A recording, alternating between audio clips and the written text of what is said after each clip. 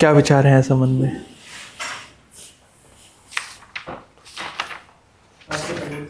हाँ, बांग्लादेश, आज तो बांग्लादेश शुरू किया था हमने कल ही।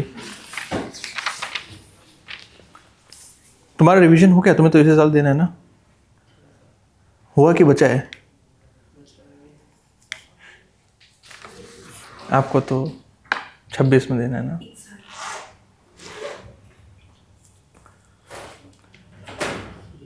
तो ये करके तो फिर आप वापस नैनीताल चले जाओगे? उससे 3-4 महीने का बचा होगा ना आपको तो।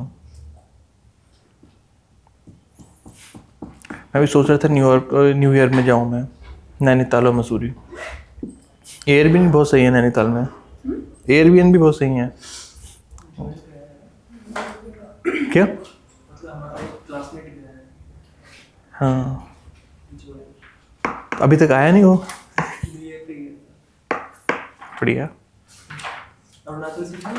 अच्छा अच्छा अच्छा, वो तो पहाड़ी है, वो क्या करेगा तो, और पहाड़ी हो गया भैया? हाँ, तुम स्टार्ट। क्या कहाँ तक लिखा था हमने? India and Bangladesh have close economic ties. India being one of the largest trading partner of Bangladesh, and Bangladesh is the largest trading partner of India in SAARC. 18 to 20 billion dollars. हम ये सिर्फ economic वाला लिखा ना भी?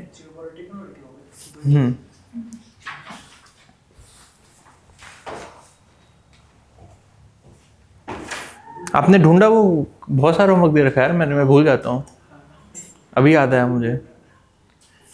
एक पहले मैंने शायद कुछ कॉन्स्टिट्यूशन उसका वाटर शेयरिंग का, ब्रह्मपुत्र आ गई ना बांग्लादेश।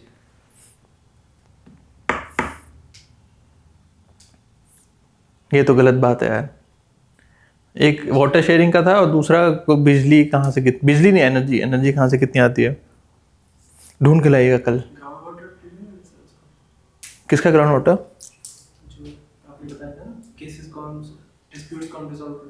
हाँ हाँ हाँ, कौन करता है? नहीं, ग्राउंड वाटर बोर्ड थोड़ी ये सब करे। नाम ही ग्राउंड वाटर बोर्ड है तो नदी के से क्या लेना देना उसका?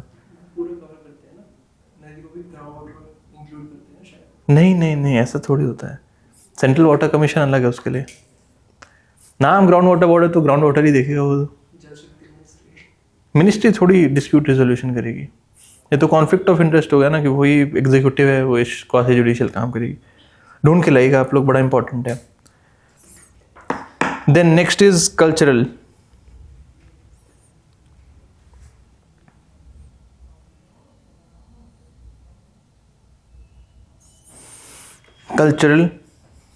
India and Bangladesh shares a common history,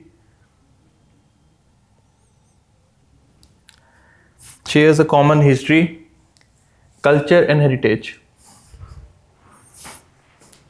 India and Bangladesh share a common history, culture and heritage.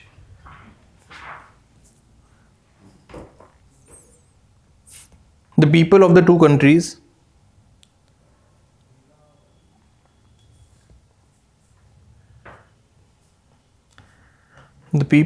two countries are linked by strong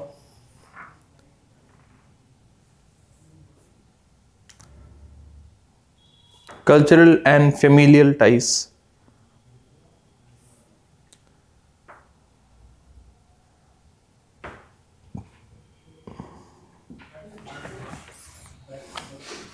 Cultural and familial ties. इसमें ये हमने बोला था कि जो फॉरेनर्स होते हैं, largest foreigners are coming from Bangladesh. And आपने वो पढ़ा होगा,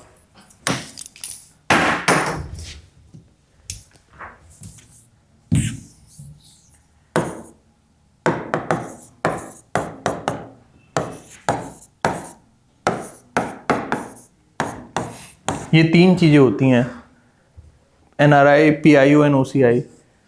कभी तो नहीं पढ़ा आपने? तो 3 महीने में कैसे नैनीताल जाओगे आप? अभी तो फिर आपका टाइम है। सो NRI मतलब नॉन रेजिडेंट इंडियंस। ये इंडियन ही है, ये उतने ही भारतीय हैं जितने हम हैं। एनआरआई को विदेशी मत समझिएगा, ये वो वाले हैं जो 6 महीने से ज़्यादा विदेश में रहते हैं ये वो इंडियन ही। तो ये जो है ये विदेशी नहीं होता, ये विदेश में रहते हैं बट 6 महीने से ज़्यादा जो विदेश में रहते हैं। पीआईओ और ओसीआई जो होते हैं ये स्पेसिफिक कंडीशंस होती हैं जिसमें किसी विदेशी इंसान को, वो इंडियन नहीं है, कोई विदेशी इंसान का कोई ओरिजिन इंडिया में हो, उसके माँ बाप का ओरिजिन इंडिया में हो, या उसने शादी इंडिया में करी हो, या फिर वो कॉमनवेल्थ में हो, कॉमनवेल्थ उसका कोई रिलेशन हो इंडिया का, तो उसको पीआईओ तो बंद हो गया, अब सिर्फ ओसीआई होता है। तो वो हम बोल रहे थे, मतलब इंडियन ओरिजिन के जो लोग होते हैं उनको ओसीआई मिलता है। अगर बांग्लादेश को ओसीआई हम नहीं देते, क्योंकि अगर बांग्लादेश को देने लग गए तो पूरा बांग्लादेश ओसीआई बन जाएगा। सबके वो हैं, बांग्लादेश के अलावा बाकी सबको ओसीआई मिलता है। पाकिस्तान को भी नहीं देते हम। नेपाल और भूटान के साथ तो वी हैव ओपन बॉर्डर्स है तो उनको ज़रूरत नहीं है, बाकी सबके साथ ओसीआई होता है। तो बस एक यहाँ पे ये चीज़ था कि बांग्लादेश के साथ we do not show this thing, ये शेयर नहीं करते हम। एनआरआई भी शायद नहीं कंसिडर करते उनको, शायद नहीं करते अगर कोई इंडिया बांग्लादेश में जाता है तो। जो आपको अच्छा लगे। और वो इम्पोर्टेंट फैक्ट है, लार्जेस्ट टूरिज्म जो है हमारा बांग्लादेश से आता है। हाँ कल भी बताया था ना। हाँ, जो इंडिया में टूरिस्ट आते हैं मैक्सिमम आप हम बांग्लादेश। एक तो आधे तो इसलिए आते हैं क्योंकि उनकी फैमिलीज यहाँ हैं, बाकी एजुकेशन और हेल्थ के लिए आते हैं।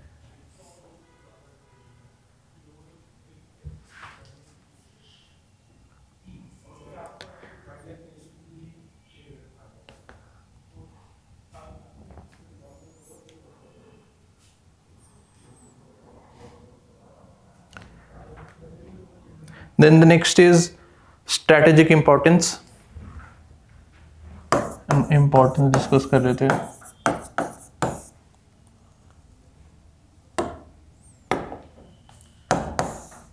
Strategic importance. Bangladesh is located at the crossroads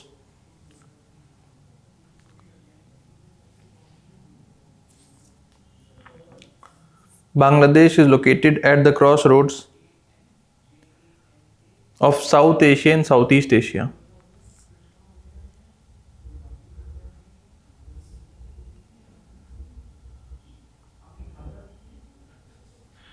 Bangladesh is located at the crossroads of South Asia and Southeast Asia, and it is extremely important for India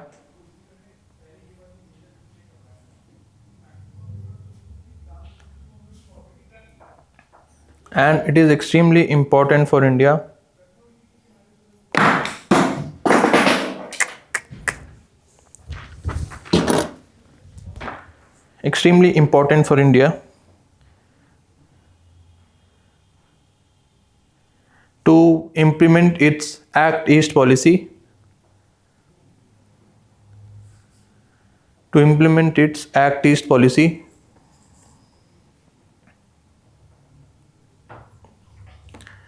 and improve and build stronger relation with Southeast Asian countries.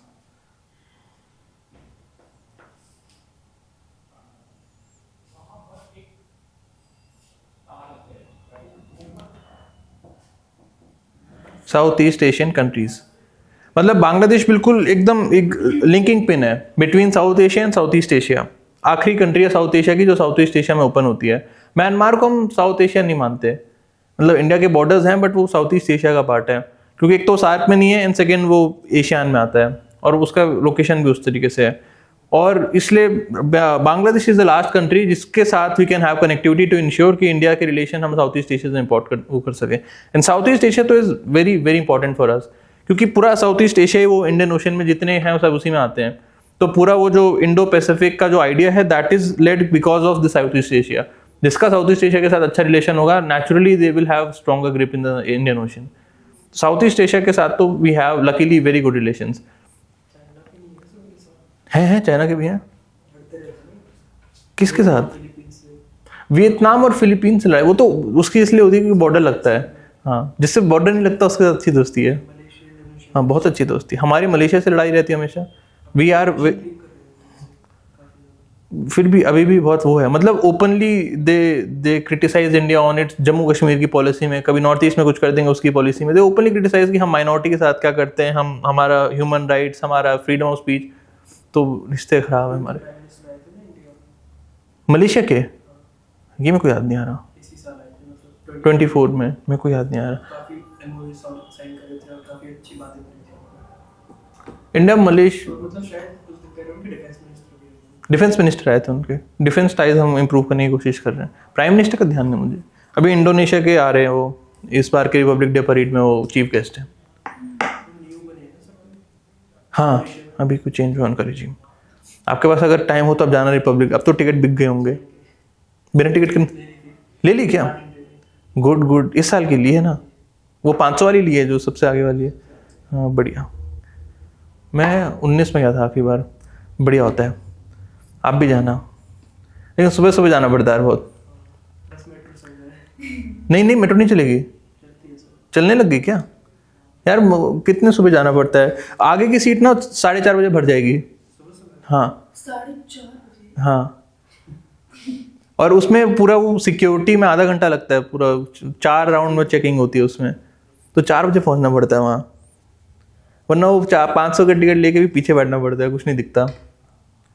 बढ़िया, बड़ा experience होगा। उसमें एक pamphlet मिलेगा आपको, तो वो pamphlet ले लेना और 6-7 ला के सबको बांट देना। वो उसमें पूरा इंडिया का इस साल हमने ट्राइब्स के लिए क्या किया, हमने कल्चर के लिए क्या किया। हाँ एक मैगजीन, एक पैम्पलेट्स आता है उनका। तो हम जैसे नॉर्थ ईस्ट के स्पेसिफिक हमने ये उनका हॉर्नबिल में फेस्टिवल में क्या किया या अरुणाचल में हमने क्या किया, तो वो पूरा एक कवर करते हैं। और उससे क्वेश्चंस कभी कभी पिक कर लेते हैं वो। आर्ट एंड कल्चर के बड़े जो पिक्यूलियर से किसी ट्राइब पे आते हैं, तो वो ला के आप सब में बांट दीजिएगा। Then the next point, security. ये स्ट्रैटेजिक था। The next is security concern, security interest. Security तो इट्स वेरी वेरी नेचुरली, एक तो we have longest semi permeable borders with Bangladesh. 4000 kilometre के साथ आपकी किसी की बॉर्डर हो, वो भी सेमी परमिएबल हो, तो सिक्योरिटी कंसर्न्स तो रहते हैं। उससे इंसान की illegal immigration will be happening और डिफरेंट ये दिस थिंग, और भी लोगों की ब्लैक मार्केटिंग, ये वो सब कुछ will be happening. And second thing is कि it is extremely important to ensure कि ये नॉर्थ ईस्ट इंडिया में इंसर्जेंसी चेक कर सकें। नॉर्थ ईस्ट इंडिया की इंसर्जेंसी हम we can ensure by having good relation with our neighbouring countries, Bangladesh और Myanmar. इनके साथ हमारे कोऑपरेशन होगा तभी हम देखेंगे कि दिक्कत क्यों आ रही है नॉर्थ ईस्ट में। मतलब क्योंकि एक तो म्यांमार से ड्रग्स आते हैं और म्यांमार से जो है इंसर्जेंट्स यहाँ पे हमला करते हैं, फिर वो बॉर्डर्स के क्रॉस भाग जाते हैं, या बॉर्डर के उस साइड नहीं भी भागेंगे तो बॉर्डर्स पे एकदम आइसोलेटेड एरियाज में अपने कैंप रखते हैं। तो हम करते क्या कि we have joint military exercise, वहाँ से वहाँ की आर्मी परेड करती है, यहाँ से आर्मी परेड करती है, फिर वो सारे न्यूट्रलाइज करते हैं। सारे कैंप्स उनके बॉर्डर्स पे होते हैं। म्यांमार के साथ ज़्यादा है। म्यांमार इधर को मारेंगे फिर उस साइड भाग देंगे। ओपन बॉर्डर्स तो है अब नहीं है, अब तो हमने वो फ्री मूवमेंट रिजीम हटा दिया, बट हमारे पास फिर भी परमिएबल बॉर्डर्स है, आप क्रॉस कर सकते हो। तो नॉर्थ ईस्ट में स्टेबिलिटी के लिए Bangladesh is very important. And security तो हर तरह से होती है, इलीगल इमिग्रेशन चेक करने के लिए, हर तरह का ब्लैक मार्केटिंग ये वो सब बंद करने के लिए। ड्रग्स नहीं आता, कल कोई कह रहा था ना, मैं बांग्लादेश से ड्रग्स नहीं आते। बांग्लादेश से वी हैव कैटल की स्मगलिंग होती है, इंसान की ह्यूमन ट्रैफिकिंग इज देयर, फिर काउंटर करेंसीज, फेक करेंसीज तो हर देश बनाता है, और फिर ब्लैक मार्केटिंग होती है। जैसे urea is there, urea is very very fertilised in, ये सब्सिडाइज्ड इन इंडिया। तो यूरिया फर्टिलाइजर जो है यहाँ से खरीद के बांग्लादेश में भेज देते हैं कि वहाँ तो महंगा बिकेगा। तो एक तरह से ये हमारी सब्सिडी लॉस होती है इसमें। बहुत बहुत ज़्यादा होता है, ऑलमोस्ट 15% ऑफ यूरिया हम नेपाल और बांग्लादेश भेज देते हैं। हम नहीं, मतलब लोग खरीद के बांग्लादेश भेज रहे हैं। इसमें तो ऑलमोस्ट 60% सब्सिडी मिलती है। 1200 रुपये मिलता है शायद क्विंटल, मेरे को ध्यान नहीं, मतलब वहाँ पे मार्केट प्राइस उसका शायद 3 या 4,500 रुपये है। तो ऐसे ट्रकों में भर के वो बेच रहे हैं। हाँ सब्सिडाइज है ना यहाँ यूरिया। तो ये सब चेक करने के लिए बांग्लादेश इज इम्पोर्टेंट। हाँ मतलब बॉर्डर्स पे होता है वो सब, बॉर्डर्स पे radicalisation is also there. So right down इसमें, Bangladesh has the longest and semi-permeable borders.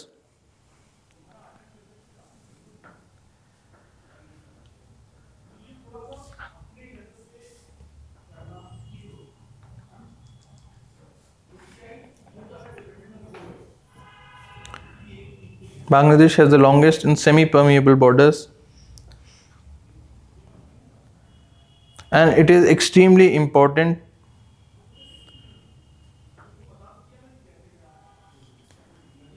to to ensure security of Northeast India,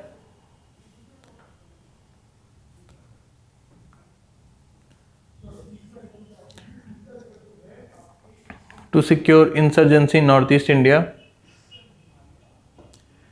check militancy in the region,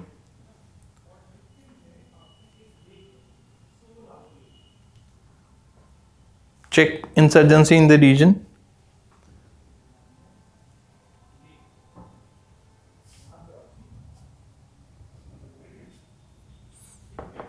check insurgency in the region, and control illegal immigration.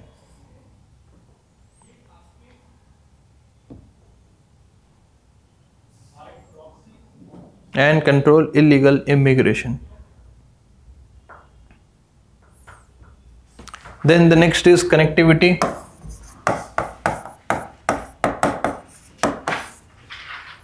ऐसे India है, ऐसे we have north east India, और ये बीच के veg में complete Bangladesh is there, और ये वाला जो है this is chicken neck corridor to ensure कि नॉर्थ ईस्ट इंडिया जो है it is connected to mainland and north east India is connected to water bodies.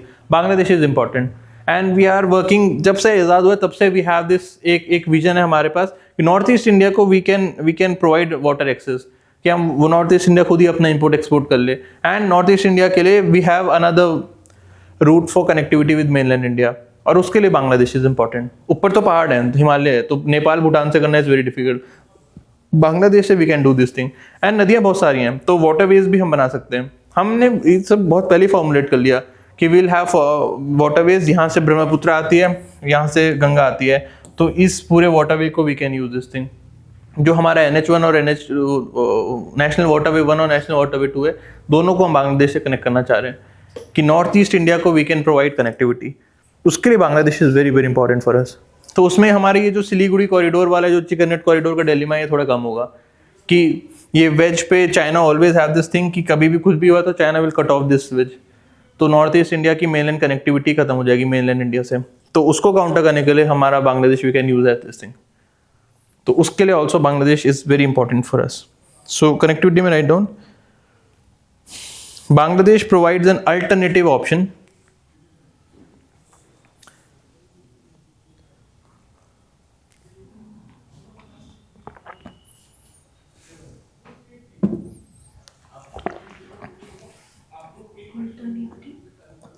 Bangladesh provides an alternative option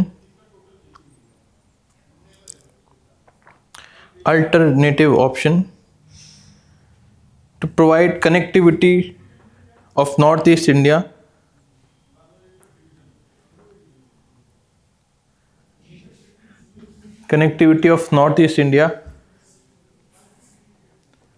with mainland India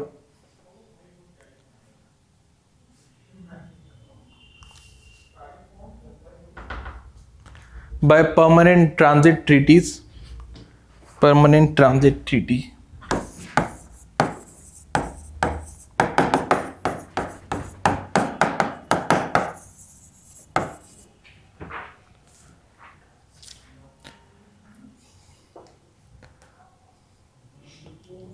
By permanent transit treaties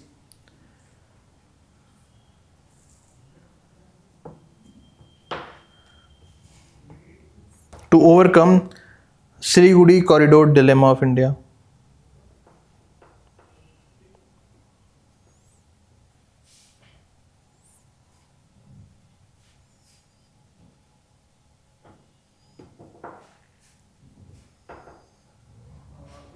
Siliguri corridor dilemma of India.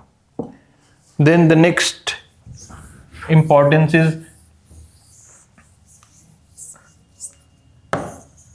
we have alignment and cooperation in international platforms.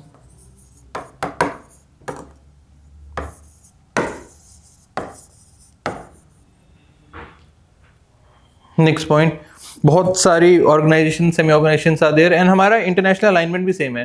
वो भी एक developing country है, अभी वो lease develop थी, अभी वो developing बनी है, जस्ट अभी बनी है developing. So both of are developing countries and both of us are one of the largest extremely populated countries, और उनकी GDP ग्रोथ हमसे बेटर है. हमारी साइज ज़्यादा बड़ा है, तो हमारा जो मार्केट हम प्रोवाइड करते हैं ज़्यादा बड़ी है. सो बोथ ऑफ आर एक वेरी स्ट्रॉन्ग डेवलपिंग इकोनॉमीज. सो हमारा कि इंटरनेशनल ऑर्डर एक यूनिफॉर्म रूल बेस्ड होना चाहिए, सारे इंटरनेशनल ऑर्गेनाइजेशंस में ये जो बायसनेस है कम होनी चाहिए, कंप्लीट वर्ल्ड ऑर्डर चेंज होना चाहिए, वो पूरा हमारा वो सेम है. And climate change, environment protection, हर एक इंपॉर्टेंट फैक्टर्स में हमारा alignment of thought is there. और ऑर्गेनाइजेशंस आप लिख लीजिए, बिम्स्टेक में हम है सार्क, BBIN, SASIC, नाम लिखना है तो वो भी लिखिए.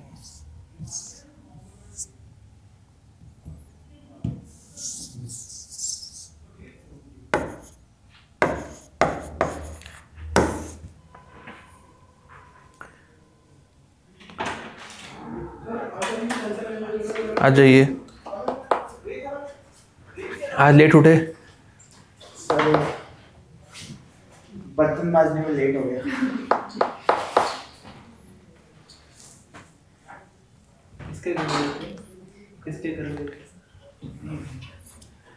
नहीं नहीं, निजी जिंदगी में इंटरफेरेंस नहीं. Just a many moment of an field.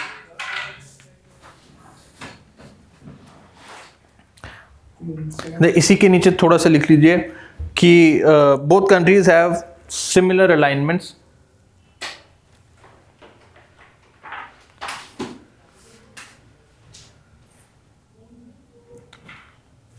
Both countries have similar alignments for change in world order.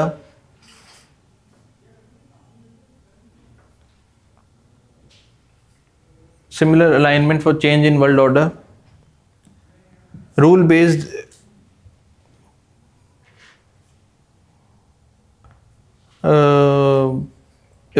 based क्या लिखे हैं, international processes,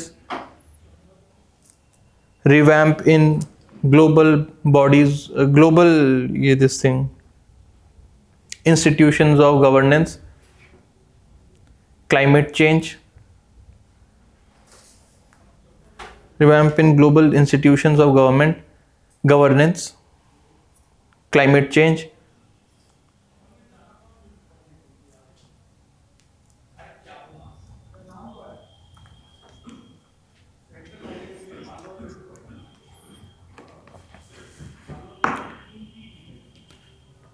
Right, then the final cooperation with this thing is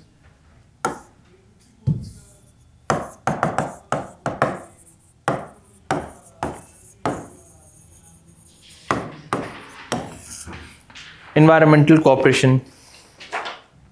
We share the largest mangrove, we share the largest delta, और हमारे पास एक complete Bay of Bengal वाला area is there.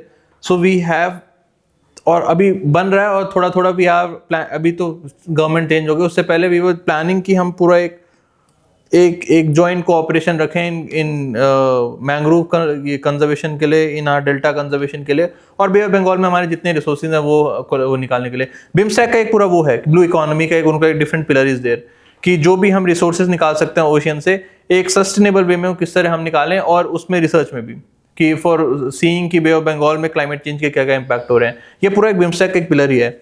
तो इसमें we are cooperate तो कम ही कर रहे हैं, कोऑपरेट कर सकते हैं. This can be another platform for cooperation. So इसमें 2 लाइनें लिख लेते हैं बस. We share multiple trans boundary rivers, largest mangrove in the world,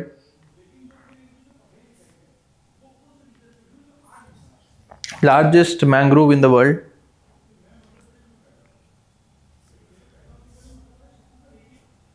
largest mangrove in the world, largest delta,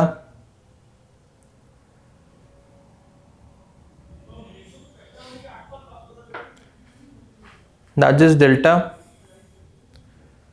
and a very biodiversity rich Bay of Bengal area. Biodiversity rich Bay of Bengal area.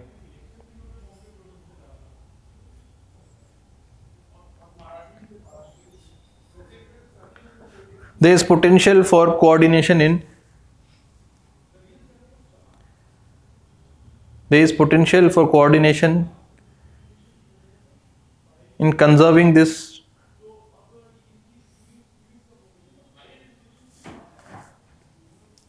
potential for cooperation in conserving these ecological areas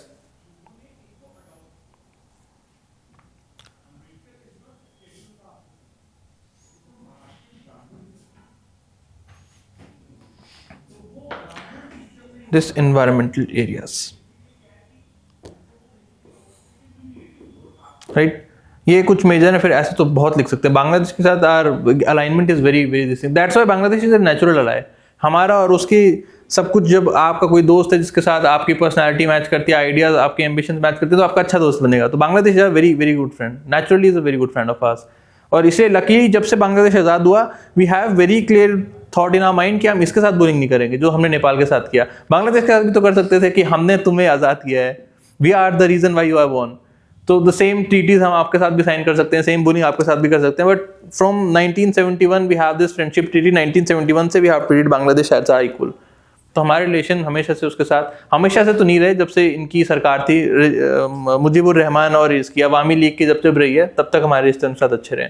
फिर उनका एक Islamic fundamentalist section is there and उनकी भी अच्छी grip है। तो अभी जो सरकार है, इंटीरियम गवर्नमेंट है, they are supported by this fundamentalist group. Fundamentalist group को इंडिया पसंद नहीं है, किसी भी इस्लामिक फंडामेंटलिस्ट ग्रुप को इंडिया पसंद नहीं आता।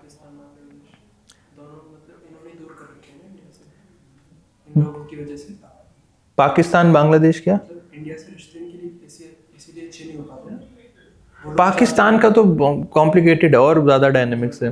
बांग्लादेश का तो बहुत, बांग्लादेश पे ईस्ट पाकिस्तान बांग्लादेश की अगर आप हिस्ट्री देखोगे, आपने जिसने हिस्ट्री पढ़ रखी होगी, ढाका में ये जो उनका सलेमुल्ला था और ढाका के जो शेख रहे हैं हमेशा से, अरे जो ये बना है मुस्लिम लीग बना है, सलेमुल्ला ने तो बना रखा है मुस्लिम लीग, तो मुस्लिम लीग ढाका में बना है। दो कंप्लीट जो एंटी इंडिया रहा है, जो मुस्लिम लीग ने, और ये जो मैं इसका नाम भूल गया, अरे पहले कौन था जो ये रिफॉर्मिस्ट थे मुसलमान के बहुत बड़े, सैयद अहमद खान। सैयद अहमद खान जो है, पहले ही was a very secular man, बाद में जो टू नेशन थ्योरी है, he was the one of the earliest propounders of two nation theory है। प्रोफेसर ऐसे कुछ थे ना। हाँ, वो प्रोफेसर थे, प्रोफेसर भी थे। एएमयू बनाई उनके, पूरे ओरिएंटल कॉलेज बनाए उनके एफर्ट से था। फिर उसके बाद दे आर थिंग्स कि वो ढाका गए, फिर वहाँ पे वो मुस्लिम लीग के साथ वो कर, तब मुस्लिम लीग बना नहीं था। मुस्लिम लीग 1908 में बना है शायद, 1999 में बना हुआ है। तो उसके वहाँ जाके उनका ओरिएंटेशन चेंज हुआ, then he became extremely polarised. He was the one of the earlier propounders कि ये two nation theory should be there, anti Congress, ये सब उन्होंने तब स्टार्ट किया। उन्होंने 1880s में स्टार्ट कर दिया था ये सब। सो ढाका में जो है कोर, ढाका में जो फंडामेंटलिस्ट लोग हैं, they are from very very early, they have this ये communal, extremely communal angle. Starting से कम्युनल रहे वो, उसमें इतना कॉम्प्लिकेटेड नहीं है, वो सिंपल सा है। एक अवामी लीग है जो जनरली थोड़ा सा एक इतना हार्ड स्टैंस नहीं लेते, वो थोड़े से सेकुलर है। ये बहुत कम्युनल है, स्टार्टिंग से they are very communal. US वालों को समझ नहीं आता कि वहाँ भी अभी भी कम्युनल लोगों का ग्राउंड लेवल पे ग्रिप इज एक्सट्रीमली स्ट्रॉन्ग। ये सब ढाका में शुरू हुआ, मुस्लिम लीग ये ढाका में स्टार्ट हुआ है। तो प्रॉपर जो ये टू नेशन थ्योरी, पार्टीशन होना चाहिए, सब कुछ है सोर्स फ्रॉम ढाका। दूसरे का नाम क्या था? अग्गा खान। अग्गा खान वाज देयर, एक सलेमुल्ला था, एक और तीन थे।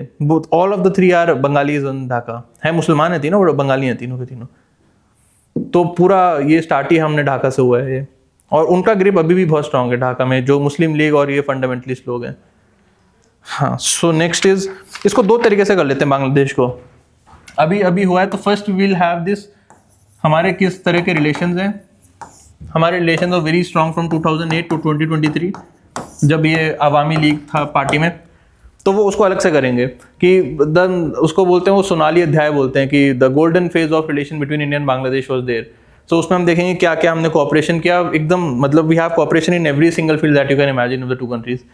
And then 2000 post Sheikh Hasina के एक्स्ट्राडिशन, उसके बाद उनके यहाँ से निकलने के बाद, जब वो शेख हसीना वहाँ से निकली, फिर उसके बाद हमारे रिलेशन तो क्या ही अभी 2 महीने हुए हैं। तो अभी interim government is there and we are just waiting and watching वाला फेज चल रहा है कि क्या होगा, क्या हम कर सकते हैं उसमें। तो वो हम अलग से बढ़ लेंगे, हम इसको सेपरेटली देखते हैं कि हमारे रिलेशन कब अच्छे थे। ये सब अभी नहीं है, बस कीप इन माइंड हमने ये ट्रीटी, वो ट्रीटी, ये कोऑपरेशन, ये जॉइंट मैनेजमेंट कमेटी, ये सब बनाया, वो सब अभी स्टैंड रुका हुआ है सब कुछ। तो वो आप ध्यान रखिएगा। हम 50 हमारी इन्वेस्टमेंट प्रोजेक्ट्स ये वो अभी सब कुछ वहाँ रुका हुआ है, सारे प्रोजेक्ट सब रुक गए, सारे कोऑपरेशन सारी ट्रीटीज अभी होल्ड पे रखी हुई हैं, तो वो ध्यान रखिएगा। ये सब जो लिख रहे हैं वो सब रुका हुआ है अभी, तोड़ा नहीं उन्होंने कुछ, तोड़ेंगे ओढ़ेंगे नहीं, वो उतने फंडामेंटलिस्ट नहीं हो कि इंडिया ने ब्रिज बनाया तो ब्रिज तोड़ देंगे, वो तो उतने फंडामेंटलिस्ट नहीं है, बट वो ट्रीटीज जो हैं वो रीनेगोशिएट करने को बोल सकते हैं, वो दैट्स अ चांसेस। ट्रीटी ये जो 30 की ट्रीटी ऑलमोस्ट साइन होने वाली थी, उसके बाद 2 रिवर ट्रीटीज और साइन हो चुकी है, 2 वाटर शेयरिंग एग्रीमेंट हो चुके हैं, देयर चांसेस कि वो उसको रिवोक कर देंगे। तो ये आप ध्यान रखिएगा कि ये पुरानी चीज़ है, अब ये रुका हुआ है। हमारा डिफेंस कोऑपरेशन भी था, मोस्ट प्रोबेबली वो चाइना से पूरा डिफेंस कोऑपरेशन करेंगे, तो हम 2 फेजेस में लिखेंगे। टाइमलाइन लिख ही लेते हैं इसकी छोटी सी, phases of India Bangladesh relation. Question नहीं आते बट फिर भी लिख ही लो एक लाइन में। 1971 में तो आज़ादी हुआ वो, 1971 creation of Bangladesh,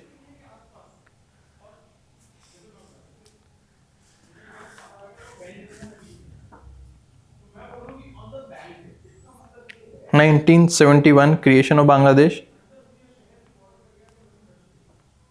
Then friendship treaty with Bangladesh 1972.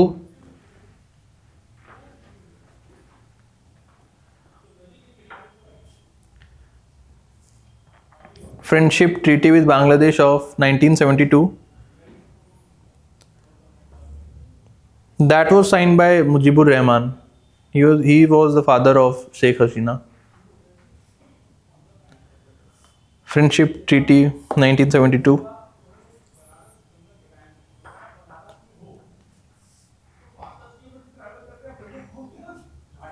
Then second is 1975 to 1990. अगले 15 साल तक मिलिट्री रूल रहा। 1975 to 1990 military rule was there. General Ershad था, ऐसी कुछ स्पेलिंग होगी, general इशाद।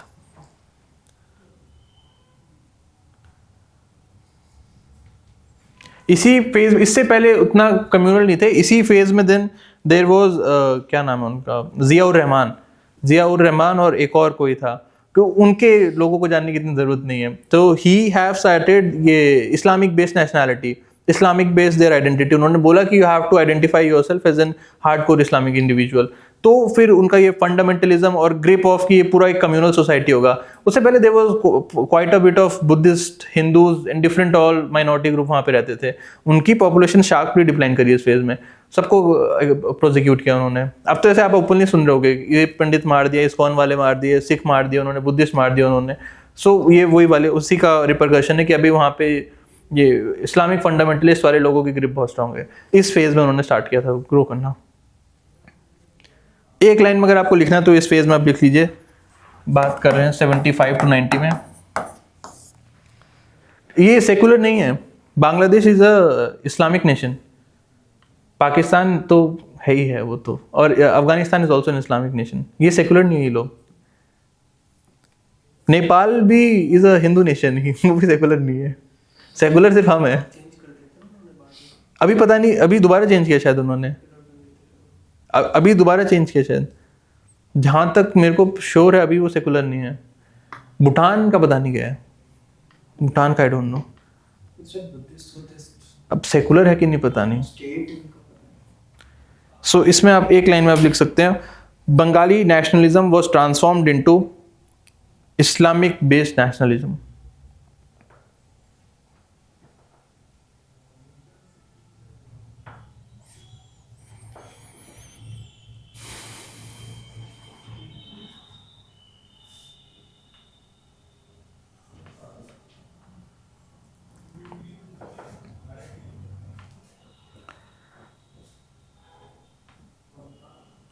And grip of Islamic fundamentalist groups increased on ground level.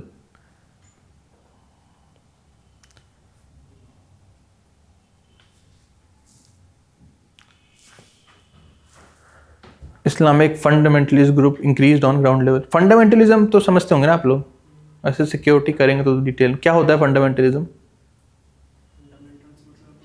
Hardcore अपनी ideology में डॉगमेटिक बिलीफ करेगा। हाँ वो एग्जैक्टली बस यही होता है, मतलब जो लिखा हुआ है, जो रिचुअल्स हैं, जो भी आपका टेक्स्ट है, आपने उसको बिल्कुल बाय हार्ट ले लिया, इररिस्पेक्टिव कि आज के ज़माने में क्या वैल्यू सिस्टम चल रहा है, वो फंडामेंटलिस्ट है। देन 1991 में दोबारा डेमोक्रेसी आ गई, 2007 तक there was multi party democracy.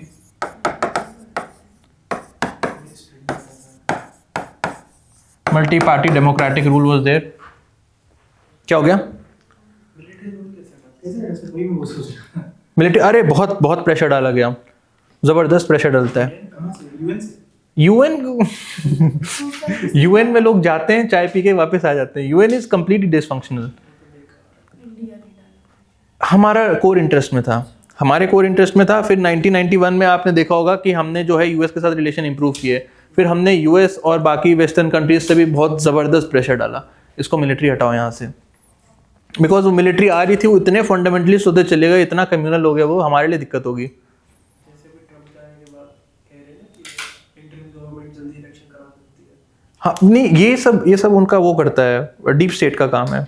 Government का इससे उतना तो पॉलिसी चेंज है ना। पॉलिसी पे प्रेशर डालता है ना डीप स्टेट के हिसाब से काम करना पड़ता है वहाँ की सरकारों को।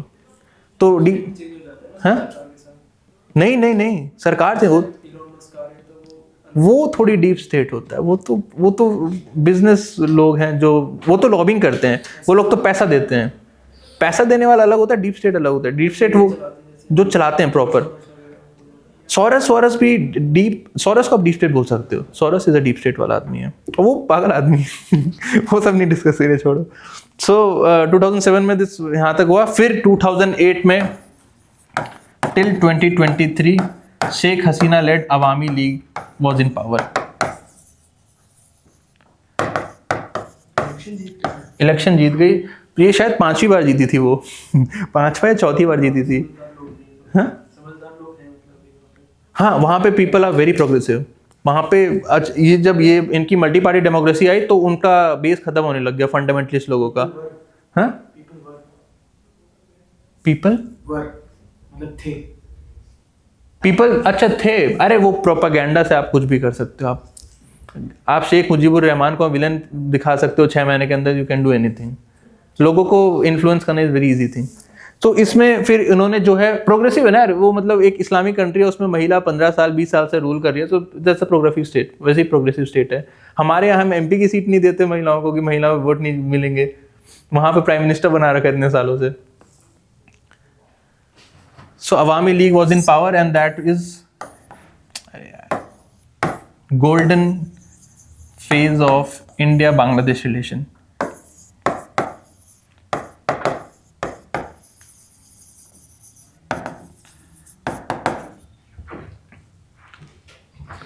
Golden phase of India Bangladesh relation.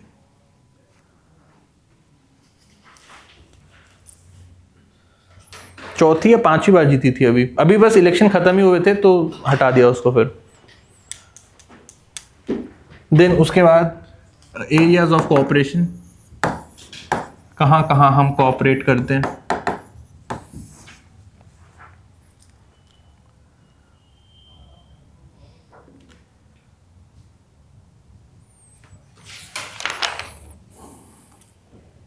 सबसे बड़ा तो वही हमारा, इनके साथ भी क्या हो गया, we have this thing land water and maritime water dispute with Bangladesh. तो वो land long standing this thing, वही हमने बोला कि रिवराइन एरियाज होते हैं। तो जैसे ये अगर बांग्लादेश है तो एक यहाँ पे अंदर होगा जहाँ पे Indian population will be there, वो होगा। एक तो शिफ्ट करते रहते हैं रिवराइन एरियाज, और हर 10 साल में साइक्लोन आते हैं बहुत बड़े, और 20 ईयर्स में एक सुपर मैसिव साइक्लोन आता है।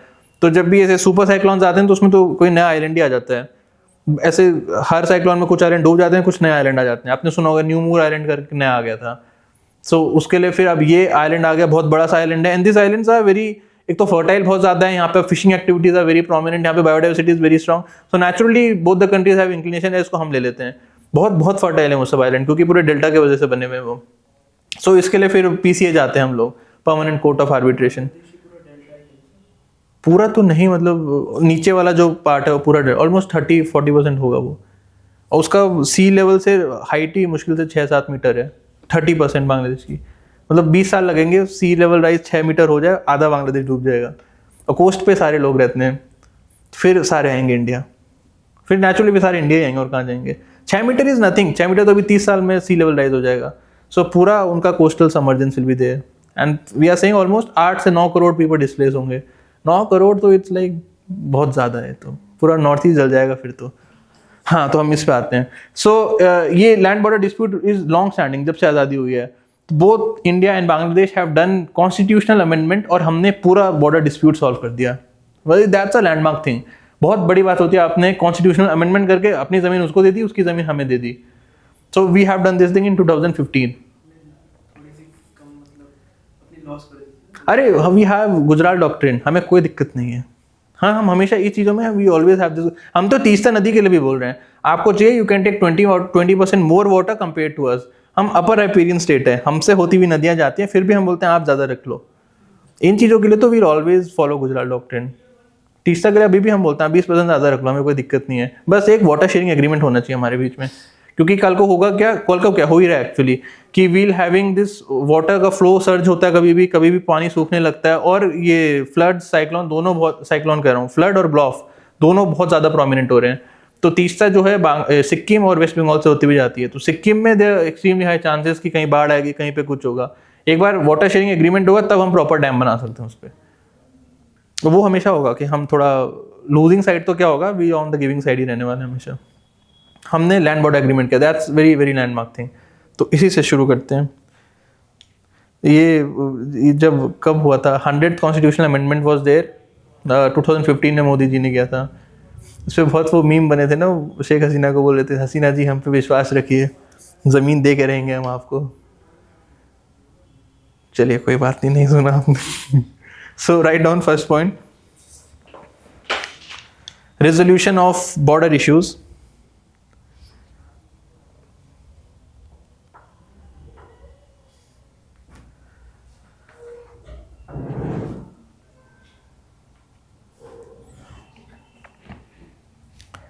Both India and Bangladesh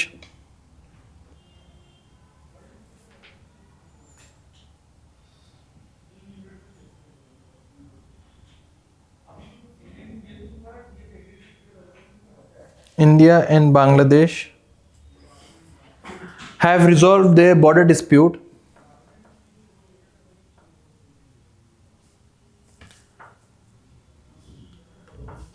by constitutional amendment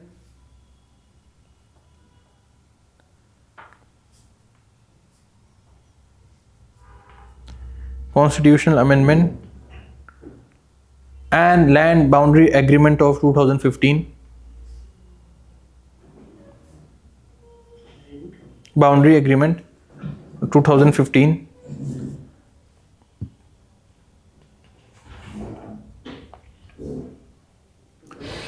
एक बार कोई गूगल कर लो, 99 थे कि 100 थे। NJAC तो शायद 98 था। इसके बाद भी हुआ था नहीं, किसके बाद? 2015 कॉन्स्टिट्यूशनल अमेंडमेंट वो नहीं हुआ। नहीं, वो उसके लिए है, फिर वो जो इनलैंड वाटरवेज हैं उसकी एक्सेस देने के लिए हो रहा है, वो जमीन की लेन देन। एनक्लेव तो वो उसी के अंदर होते हैं। हाँ, वो उसी के अंदर होते हैं सारे।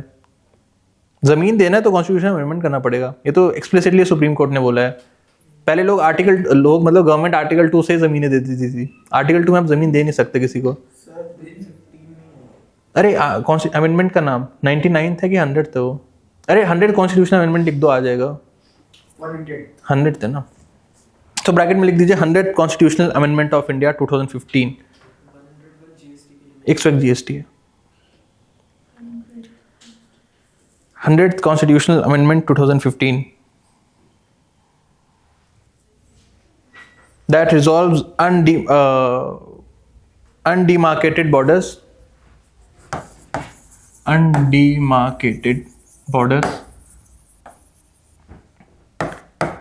exchange of enclaves,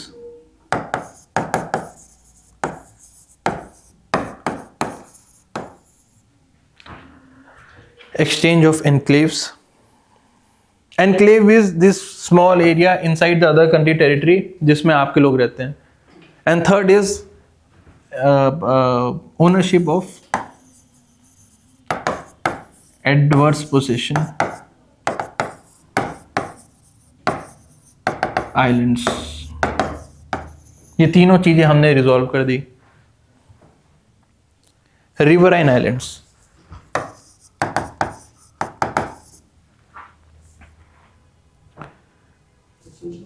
फेंसिंग कर रहे हो पूरे बॉर्डर को भी। पूरे पे कर नहीं पाएंगे, तो जहाँ से पॉपुलेशन डेंसिटी ज़्यादा है और चांसेस रिपोर्ट्स आती है कि यहाँ से हो रहा है, वहाँ पे कर रहे हैं। बाकी जगह तो वही ह्यूमन बेस्ड लोग पेट्रोलिंग करेंगे। बहुत बहुत डेंस फॉरेस्ट है वहाँ पे, रिवर्स में तो पॉसिबल नहीं है। रिवर्स में पॉसिबल नहीं है। तो रिवर्स के लिए हमारे पास बीएसएफ के वो अलग रिवर बोट्स होते हैं, उससे करते हैं surveillance.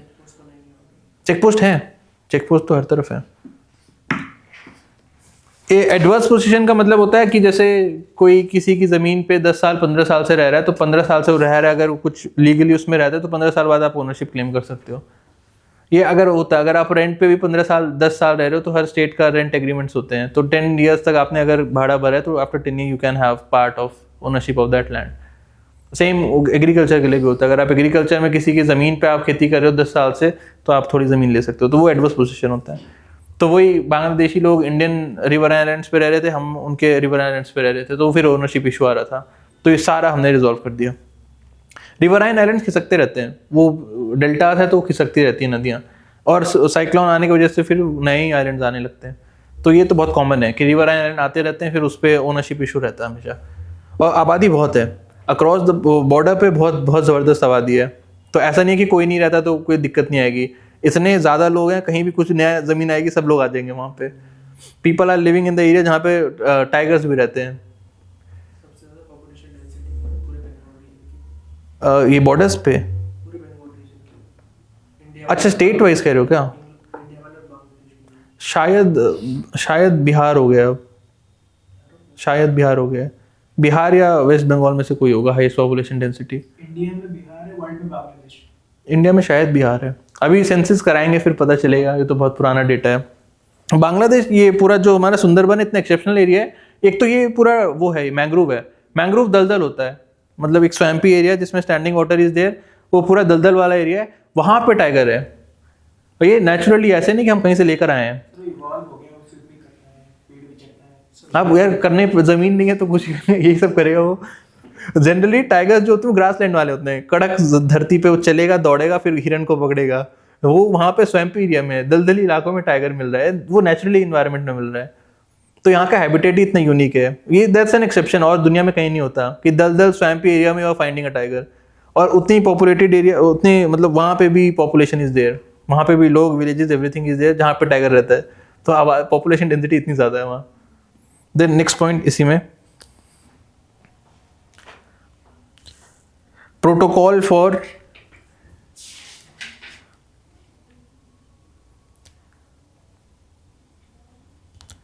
island water transit and trade,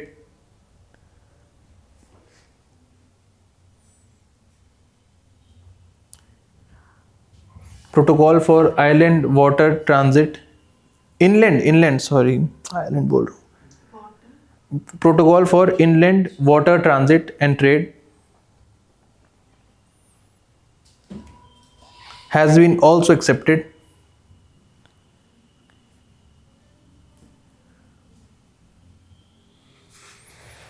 वही मतलब अक्रॉस द बॉर्डर इतनी सारी नदियाँ फ्लो करती हैं, तो इनलैंड वाटर ट्रेड जो होगा इंडिया से होते हुए बांग्लादेश भी जा सकता है, तो उसके लिए कोई एक्सेप्शनल वीज़ा या उस चीज़ों की ज़रूरत नहीं पड़ेगी, तो ये भी हमने साइन कर लिया। अब इसी को हम एक्सटेंड करके हम बोल रहे हैं कि बांग्लादेश वाटर को यूज़ करते हुए we'll connect West Bengal with north east India. North east India को हम इस तरह वाटरवे कनेक्टिविटी देंगे, और नदियाँ पूरी बांग्लादेश में, तो एक कंप्लीट वाटरवे है जो पूरा बांग्लादेश क्रॉस करता है। पहले से नदियाँ बनी हुई है, बस उस पर से हमको नदियाँ बोट्स लेके हमें कनेक्टिविटी इंप्रूव करनी है, तो ये हम साइन कर चुके हैं। We have inland waterway connectivity का हमारे प्रोटोकॉल है, मतलब इंडिया से अगर कोई शिपमेंट जा रहा है नदियों से होता हुआ, तो वो गंगा से होता हुआ बांग्लादेश जा सकता है। देन सेकंड पॉइंट इसमें, economic and commercial areas of cooperation में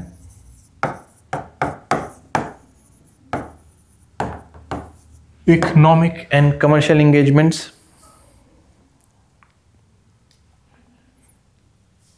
वो डेटा इन फैक्ट्स हमने पहले लिख लिए थे। हमारा $18 बिलियन का ट्रेड है, वो हम लार्जेस्ट हैं उसके लिए, और वो हमारे लिए लार्जेस्ट है इन सार्क। और ये हर 5 साल में डबल हो रहा है। 2018-19 में जब ये चुनाव हो रहे थे इंडिया में, तो हमारा ट्रेड वाज ऑलमोस्ट $9 बिलियन, अब 19-20 हो चुका है। सो ये तो मतलब एक्सेप्शनल ग्रोथ है कि हर 5 सालों में या ट्रेड का जो वॉल्यूम है वो डबल होता जा रहा है हमारा। सर आप कम हो सकते हैं। होगा, अब तो कम ही होगा। और इसमें दिक्कत ये थी कि ऑब्वियसली इंडिया के साथ ऐसे छोटा देश करेगा तो ट्रेड डेफिसिट बहुत होता है, मतलब हम ही सब दे रहे थे उसको। फिर वो जो गवर्नमेंट आएगी वो इसको प्रॉपरली प्रोजेक्ट करेगी कि इंडिया मार्केट एक्सेस नहीं देता, हम सारा इंडिया से इंपोर्ट कर रहे हैं, हमको अपना एक्सपोर्ट करने का अपॉर्चुनिटीज़ नहीं मिल रही है। ट्रेड डेफिसिट इज ऑलमोस्ट 80-90%, मतलब 18 मिलियन में से 16 मिलियन हम, 18 बिलियन में से 16 बिलियन हम उनको दे रहे हैं, 3 बिलियन मुश्किल से लेते होंगे हम उनसे। और वो जनरली इसलिए होता है क्योंकि एक तो टैरिफ नहीं है, कोई टैरिफ नहीं है, FTA है हमारा, फिर भी वो हमको नहीं दे पाते। यहाँ पे ब्यूरोक्रेटिक हर्डल इतने ज़बरदस्त हैं, बांग्लादेशी सामान अंदर आ ही नहीं सकता, इसने कस्टम्स ये वो इतना रेड टेपिज्म है यहाँ पे, तो उस वजह से दे हैव दिस हिंड्रेंस। कुछ बनाते भी नहीं है, नहीं, जो बनाते हैं वो हम भी बना देते हैं। अरे तो मतलब टेक्सटाइल अच्छी है। उनका टेक्सटाइल, फार्मास्यूटिकल्स, उनका ये ऑटोमोबाइल तक उनका बहुत स्ट्रांग है, उनका इलेक्ट्रॉनिक्स बेटर है, उनका टेक्सटाइल तो इतना स्ट्रांग है कि वहाँ पे कॉस्ट ऑफ मेकिंग, ये जो पहले नाइकी वाइकी का इंडिया में बनता था, अभी कोई नाइकी का आप खरीदिए कभी इंडिया का मिलेगा ही नहीं, या तो बांग्लादेश का मिलेगा या वियतनाम का मिलेगा। So Indian stores, Indian capitalist जो टेक्सटाइल वाले हैं वो बांग्लादेश में स्टोर्स खोल रहे हैं, ये मैन्युफैक्चरिंग यूनिट्स। सो बांग्लादेश के ऑलमोस्ट रिपोर्ट्स आ रही थी कि 20% से ज़्यादा जो टेक्सटाइल मैन्युफैक्चरिंग यूनिट्स है वो इंडियन लोगों ने ओन कर रखे हैं, उनकी कॉम्पिटेंस इतनी ज़बरदस्त है। यहाँ का आदमी वहाँ पे खोल रहा है कि वहाँ पे बनाऊंगा, सस्ता बनेगा मेरे से, और फिर वो इंडिया लेके आता है। मतलब वही, मतलब ease of doing business, labour, land, ये वो टैक्सेशन सब कुछ बेटर है वहाँ। या चीप लेबर हमारे यहाँ भी है, लोग तो इतने यहाँ भी हैं। देन नेक्स्ट पॉइंट, इसमें तो क्या ही लिखोगे, सारा फैक्ट पहले ही हमने लिख लिया था। कनेक्टिविटी, ये बहुत इंपॉर्टेंट है।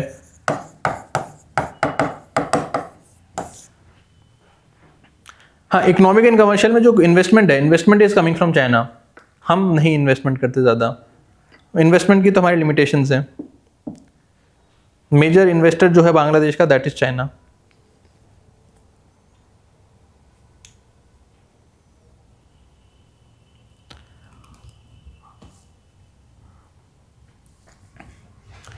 हाँ, सो कनेक्टिविटी में, अच्छा इकोनॉमिक, और उसमें आपको वो लिखना है, इकोनॉमिक एंड कमर्शियल में यू कैन राइट, हमारे पास दुनिया के सबसे बड़े ICPs भी यहीं पर है, इंटीग्रेटेड चेक पोस्ट, जिनसे हम क्रॉस बॉर्डर ट्रेड करते हैं।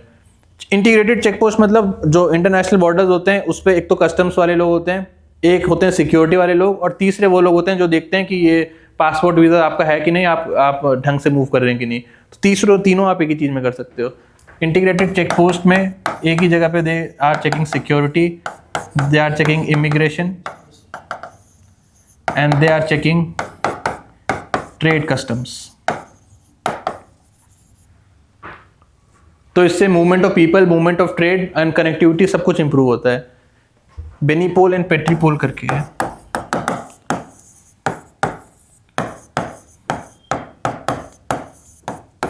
बेनीपोल and Petrapole are the largest ICPs in the world. ये इंडिया बांग्लादेश के बीच में।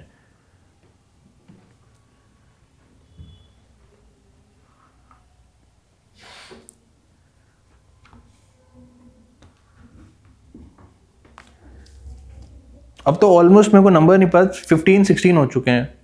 वो बड़ी बात होती है 15 आपके पास ICPs हैं किसी देश के साथ, तो मतलब उस लेवल पे ट्रेड हो रहा है, उस लेवल पे people are moving across the border. अब तो खैर नहीं बनेंगे, वरना हर साल 2 या 3 बनते थे ये। Then the next is connectivity. Interestingly जब 65 की युद्ध नहीं हुआ था, बिफोर 1965 वॉर, इंडिया पाकिस्तान का जो वेस्टर्न साइड वाला पाकिस्तान है उसके साथ तो रेल रोड उतने नहीं थे। ईस्टर्न पाकिस्तान के साथ we have rail connectivity, we were having road connectivity. 65 का युद्ध हुआ तो हमने सारा बंद कर दिया। 65 तक we have connectivity with eastern Pakistan, मतलब रोड जाती थी सीधा और सीधा रेलवे जाती थी। अभी हमने पूरा मिशन चलाया था कि जितनी भी 1965 से पहले वाली रेल कनेक्टिविटी थी, we'll be restoring that thing. और हमने कुछ 3-4 बहुत फेमस है, बस उसके हम नाम लिख लेंगे। So various measures are taken. हाँ, मतलब कुछ मेजर वाले तो बन गए। वेस्ट बंगाल और मेघालय और त्रिपुरा को कनेक्ट कर दिया था। Various measures are undertaken to restore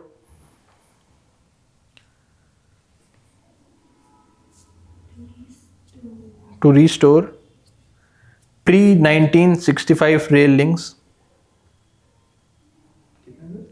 Pre-1965 65 के युद्ध से पहले वाले pre-1965 rail link,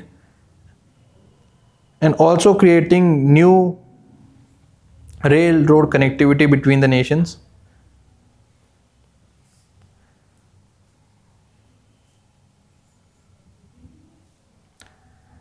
Between the nations like Chilihati,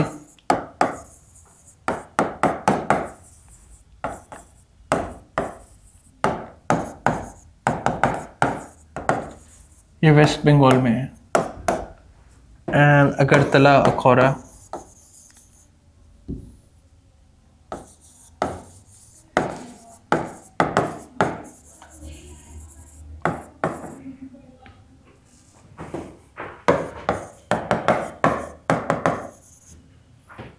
this was started in 2021.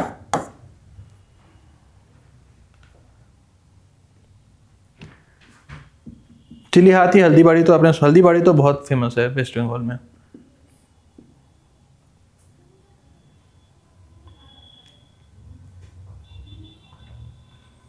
Agartala के आगे क्या लिखा है? अखौरा, ये ए है।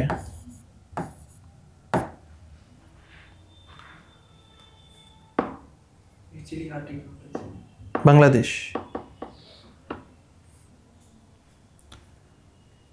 पोखरा भी बांग्लादेश। अगरतला अखौरा में ये है कि नॉर्थ ईस्ट इंडिया को कनेक्ट करने वाला एक ये मेजर रेलवे है। छोटे छोटे बना रखे हैं, but this is one of the major railway जो नॉर्थ ईस्ट को बांग्लादेश से कनेक्ट कर रहा है। ये 2018-19 में स्टार्ट हुआ था। देन नेक्स्ट इसी में कनेक्टिविटी में people to people connect is improved.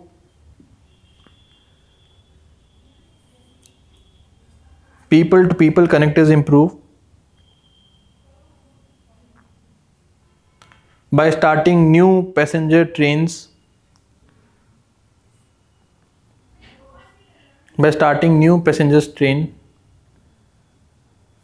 like Maitri Express,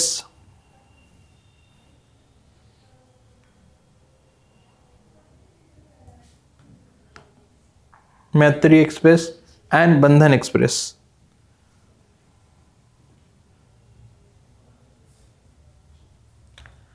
मैत्री एक्सप्रेस एंड बंधन एक्सप्रेस ये भी चलती हैं।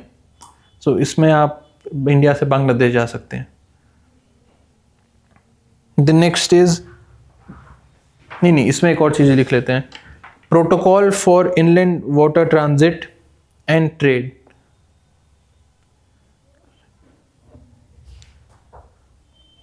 वही सेम वाला जो पहले लिखा था। Protocol for inland water transit and trade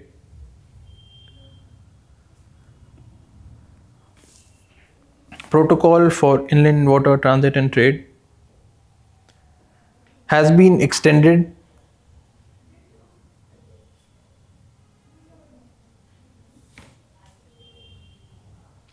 to ensure transportation of goods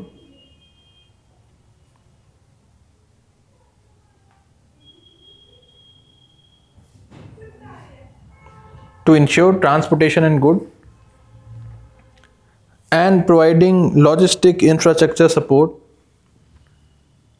along the port areas.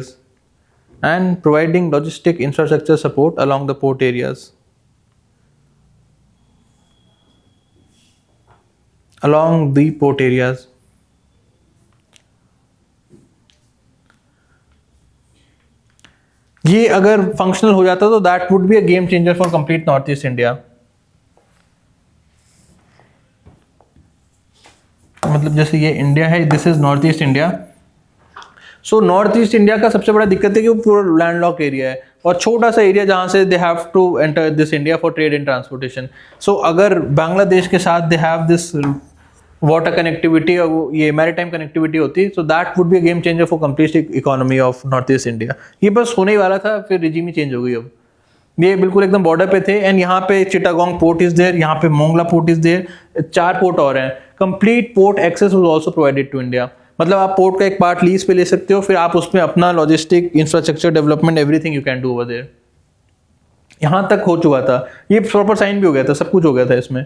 सो मतलब complete north east India can do trade in along the coast line of Bangladesh, और बांग्लादेश से होता हुआ इंडिया भी ला सकते हैं वो। आप इतनी नींद में क्यों हो?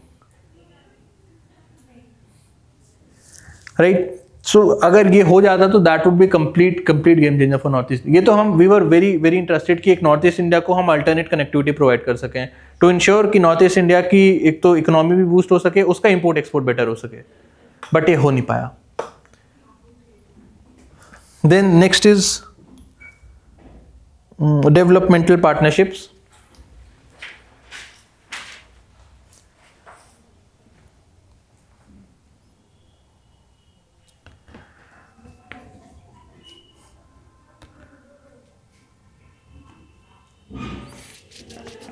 Bangladesh is the biggest developmental partner of India.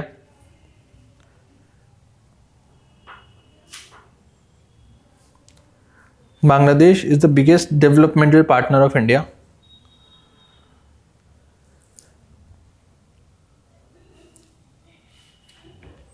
Is the biggest developmental partner of India. लेकिन बांग्लादेश का biggest development partner is China. हमारे लिए वो सबसे बड़ा है, उसका सबसे बड़ा चाइना है।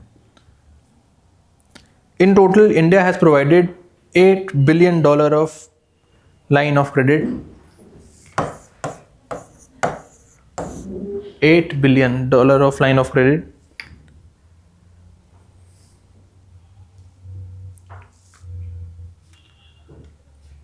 For developmental initiatives. $8 billion of line of credit for developmental initiatives.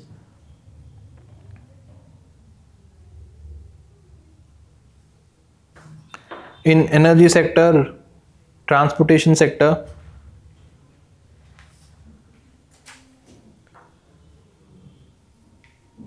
in energy sector, transportation sector, shipping and skill building, skill development. Shipping and skill development.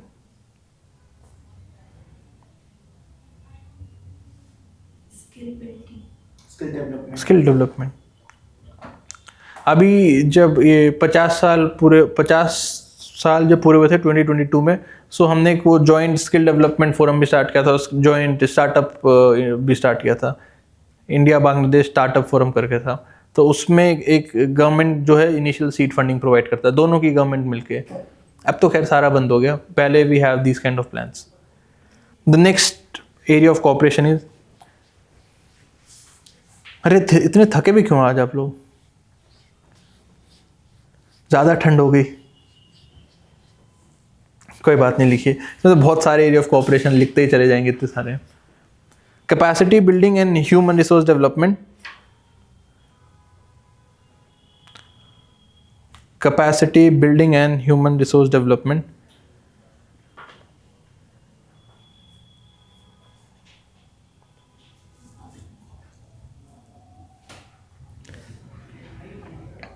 Bangladeshi civil servants, Bangladeshi economists, Bangladeshi students, then Bangladeshi ambassadors, सबकी skill development to part of उनकी training India में ही होती है। आपने पूरी copy में IR ही लिखा है, और भी है ना? इतना तो हमने लिखाया भी नहीं, कॉपी भर जाए। बंद करा देना क्या चीज़? Skill development. ये सारा बंद हो चुका है ऑलमोस्ट, इसलिए पहले मैंने बोल दिया सारा बंद हो चुका है। पहले जजेस की वो ट्रेनिंग हो रही थी कि इंडिया में, बंद कर दी वो। जितना भी हम लिख रहे हैं ऑलमोस्ट सारा बंद हो चुका है या फिर बंद होने वाला है। They are very hostile with India, जो नए लोग आ रखे हैं, और इनका तो प्रॉपर क्या है, जमात इस्लामी है, एक HJI है, एक HJB है। ये तीन वेरी फंडामेंटलिस्ट इस्लामिक ग्रुप हैं, तीनों को से फंडिंग मिलती है इनको। और जमात इस्लामी ये तो उस वाले अवामी लीग से, अवामी कह रहा हूँ, AIML से जो है कनेक्शन रखते हैं, उस ज़माने के लोग हैं ये। They are very anti India. तो ये सब कुछ नहीं चलने वाला। जिस तरह की खबरें आ रही हैं यही सरकार बनाएंगी। अब अगर कभी चुनाव हुआ भी इनका, अब तो पता नहीं कब करेंगे ये चुनाव। देश ले डूबेंगे तो फिर से पीछे रह जाएंगे बांग्लादेश। हाँ, मतलब फिर वापस वो पीछे जाएंगे। Capacity building and human resource development. India provides training for Bangladeshi civil servants, officials, economists,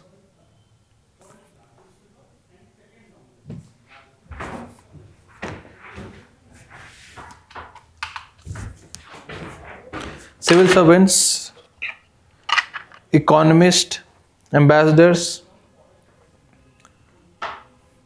and students.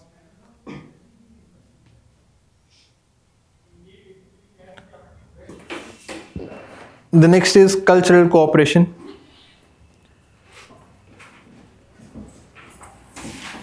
Cultural cooperation.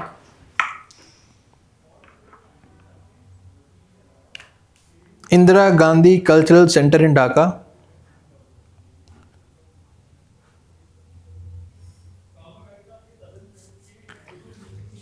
Indira Gandhi Cultural Center in Dhaka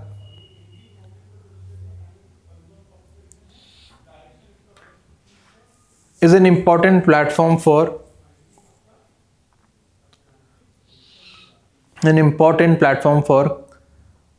cultural exchange. Is an important platform for cultural exchange.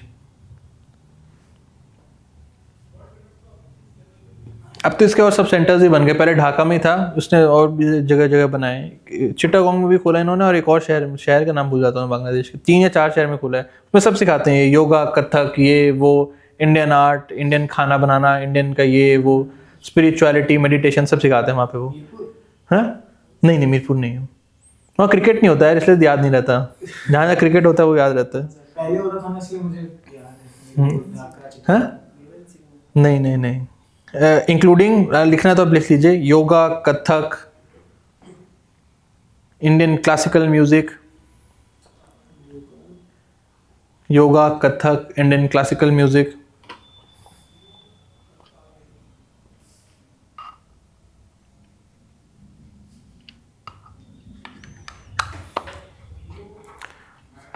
Indian classical music. हम सब लोग ये सब for granted लेते हैं। अगर आपका कोई दोस्त होगा यूरोप में, यूएस में, तो आप उनसे पूछेगा वहाँ पे जो इंडियन डायस्पोरा है, मतलब वो ढूंढ ढूंढ के करते हैं कि हमारे बच्चों को कथक सिखाना है, हमारे बच्चों को भरतनाट्यम सिखाना है, हमारे यहाँ पे वैल्यू नहीं है उन चीज़ों की। कभी आपका कोई भी वेस्टर्न यूरोपियन कंट्री में कोई भी दोस्त हो या यूएस में, वहाँ पे पूछेगा, कितने डेस्परेटली वो ढूंढते हैं कोई कथक सिखाने वाला मिल जाए, मेरे बच्चों को कथक आना चाहिए, मेरे बच्चों को भरतनाट्यम आना चाहिए, इंडियन क्लासिकल म्यूजिक उनको आना चाहिए। ब्राज़ील तो फिर भी ठीक है, अर्जेंटीना में ज़्यादा ये योगा सेंटर्स हैं जितने दिल्ली में नहीं होंगे, वहाँ पे लोग योगा प्रैक्टिस ये सब प्रैक्टिस करते हैं। इंडिया, अरे तो सब उतने गरीब थोड़ी हैं, सब इग्नोरेंस पे है। हम वैल्यू नहीं करते ना, हमें तो अपनी भाषा भी नहीं आती, मेरे को तो नहीं आती कुमाऊनी, तुम्हें भी नहीं आती। हाँ, तो हम लोगों को तो अपनी कल्चर, हमारी मतलब कोई आइडेंटिटी नहीं है ना, ये तो आइडेंटिटी क्राइसिस हो गया।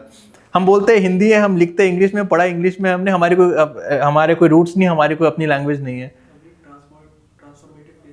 ट्रांसफॉर्मेटिव फेज तो नहीं, अब वापस से हम एक वो रेनेसांस वाला आ गया कि एक अपनी आइडेंटिटी तो हमारी स्टैब्लिश हो, हम हैं कौन, छोड़ो ये आईआर पे रहेंगे, ये सब नहीं।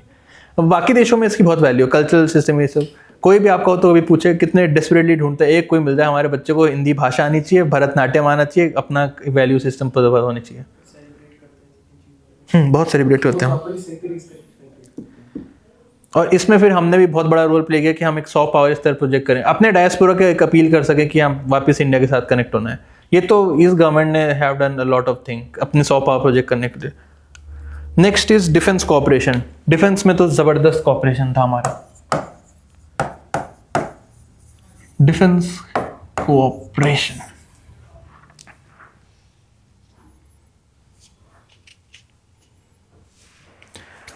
they were MOUs between both the militaries.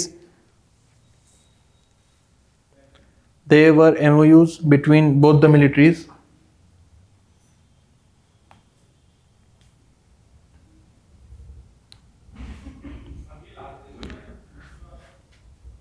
And reciprocal visits by leaders of armed forces.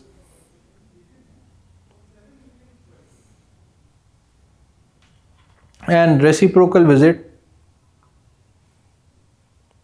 by leaders of armed forces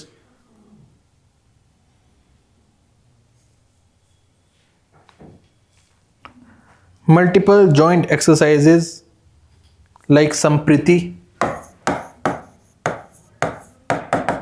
Corpat,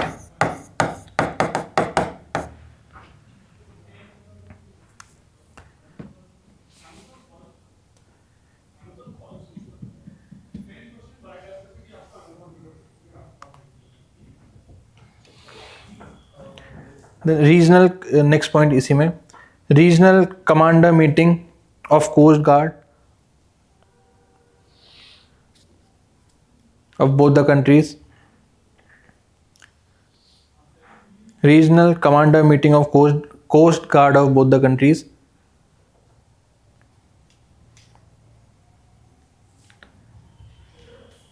Annual defense dialogue.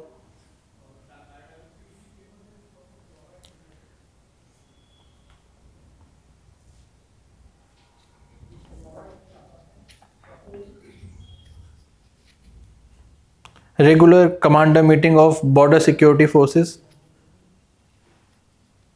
अपने यहाँ से BSF जाती है. BSF is the one that is guarding Bangladesh border. Meeting of PSC Border security forces of both the countries. Regular commander meeting of border security forces of both the countries.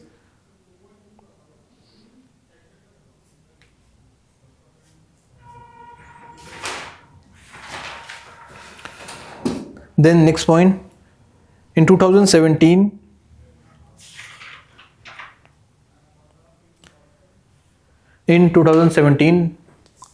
MOU on framework for defense cooperation.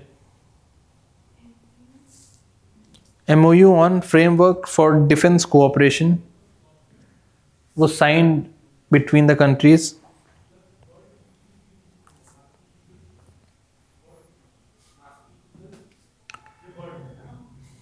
Was signed between the countries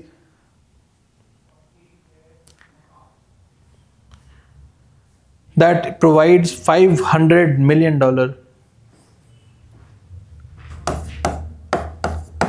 $500 million line of credit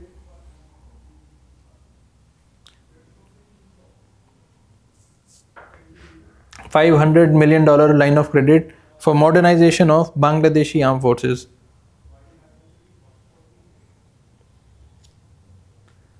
For modernization of Bangladeshi armed forces.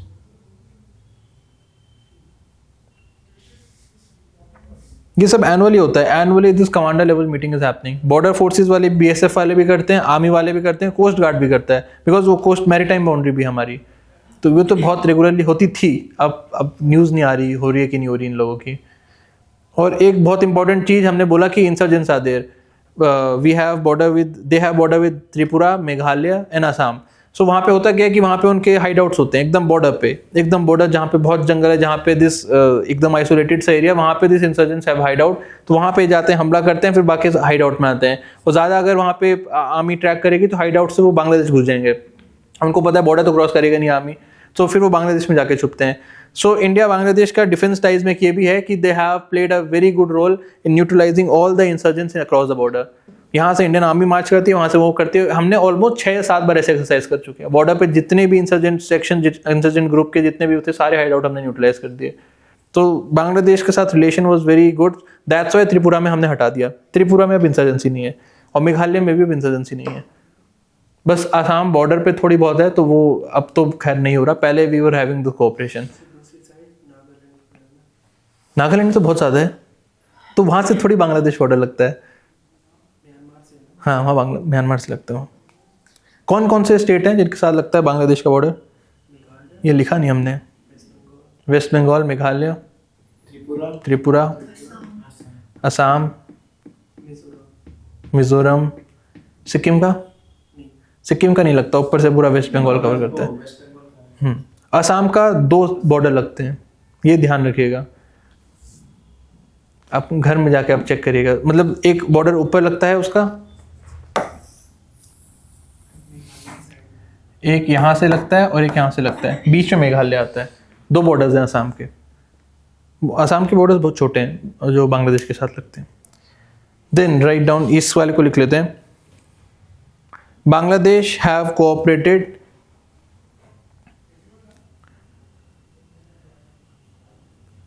Bangladesh have cooperated to neutralize all the safe havens of insurgents,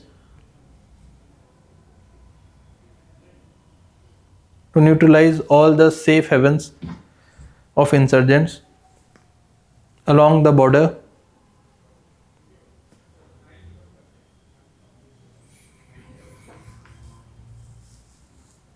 and always have adopted a policy of zero tolerance. And always have adopted a policy of zero tolerance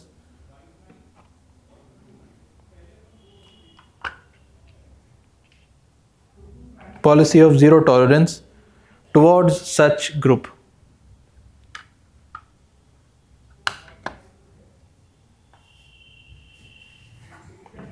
Policy of zero tolerance towards such group.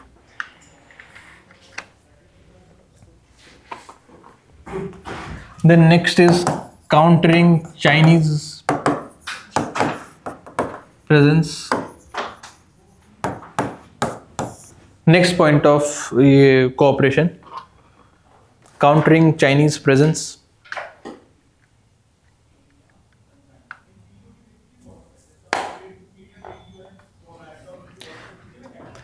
वही issue तो फिर वही होता है कि हमारे बहुत limitations हैं, हम किस लेवल तक जो है we can provide for the needs of Bangladesh compare to जो चाइना दे सकता है।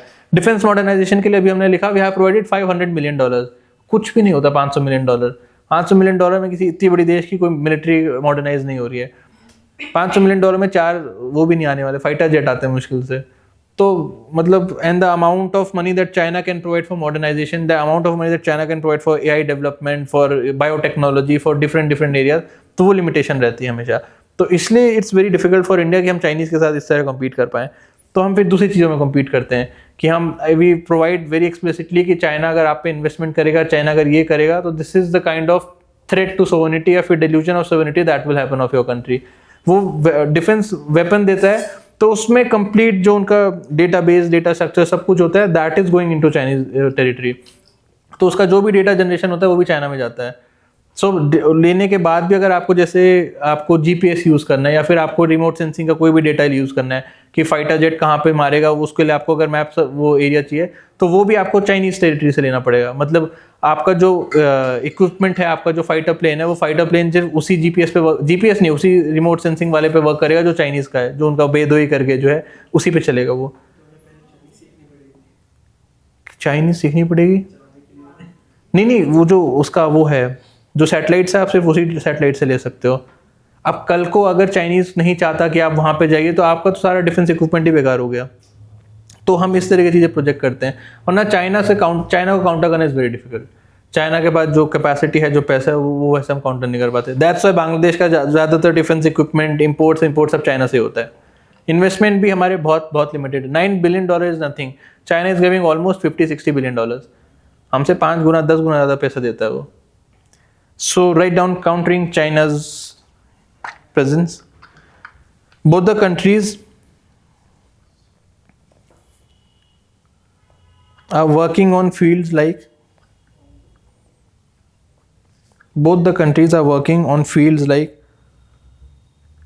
nuclear technology,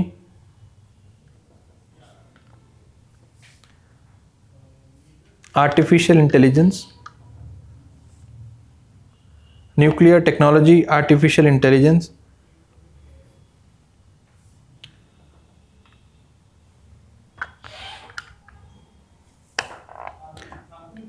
data processing,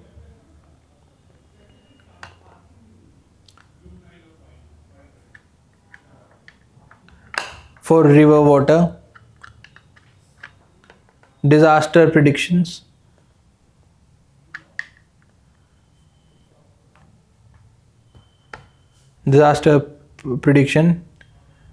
and modern farming methods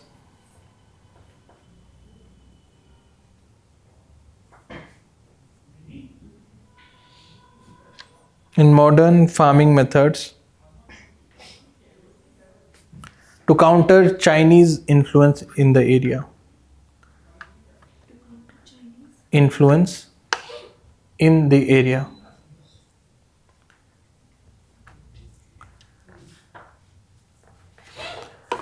Then the next is water sharing.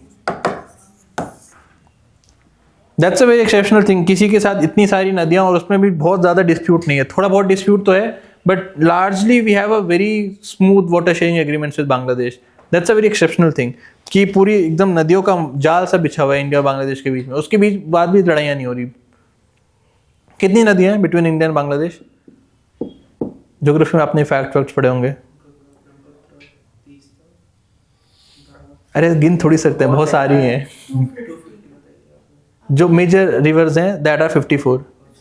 हाँ, ऐसे तो डेल्टा है ना, तो छोटी छोटी तो इन्फिनिट रिवर्स आते हैं.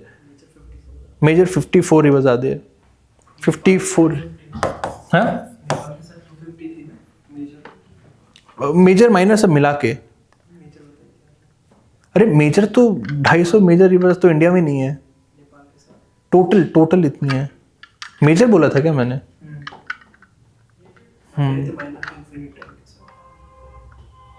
यार मेजर नहीं बोल रहा हूँ मैं, कुछ और बोल रहा हूँ.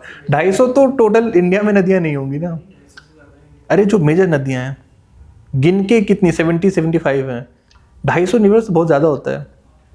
मेजर रिवर्स जो बांग्लादेश के साथ है दे आर 54. उसमें हमारे पास सरप्राइजिंगली वाटर शेयरिंग जो ट्रीटी होती है, वाटर शेयरिंग एग्रीमेंट, वो सिर्फ 2 ही नदियों पर है. उसके बाद भी हमारी लड़ाई नहीं हो रही. Water sharing agreement is on Ganga and Teesta.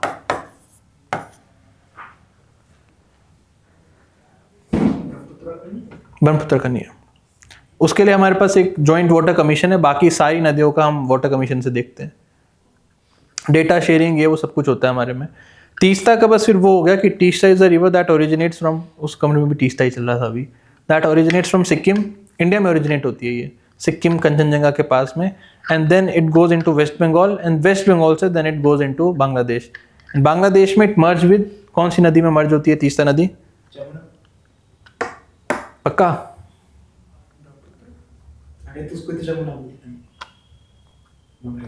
किसकी ट्रिब्यूटरी है? गंगा की है कि ब्रह्मपुत्र की है?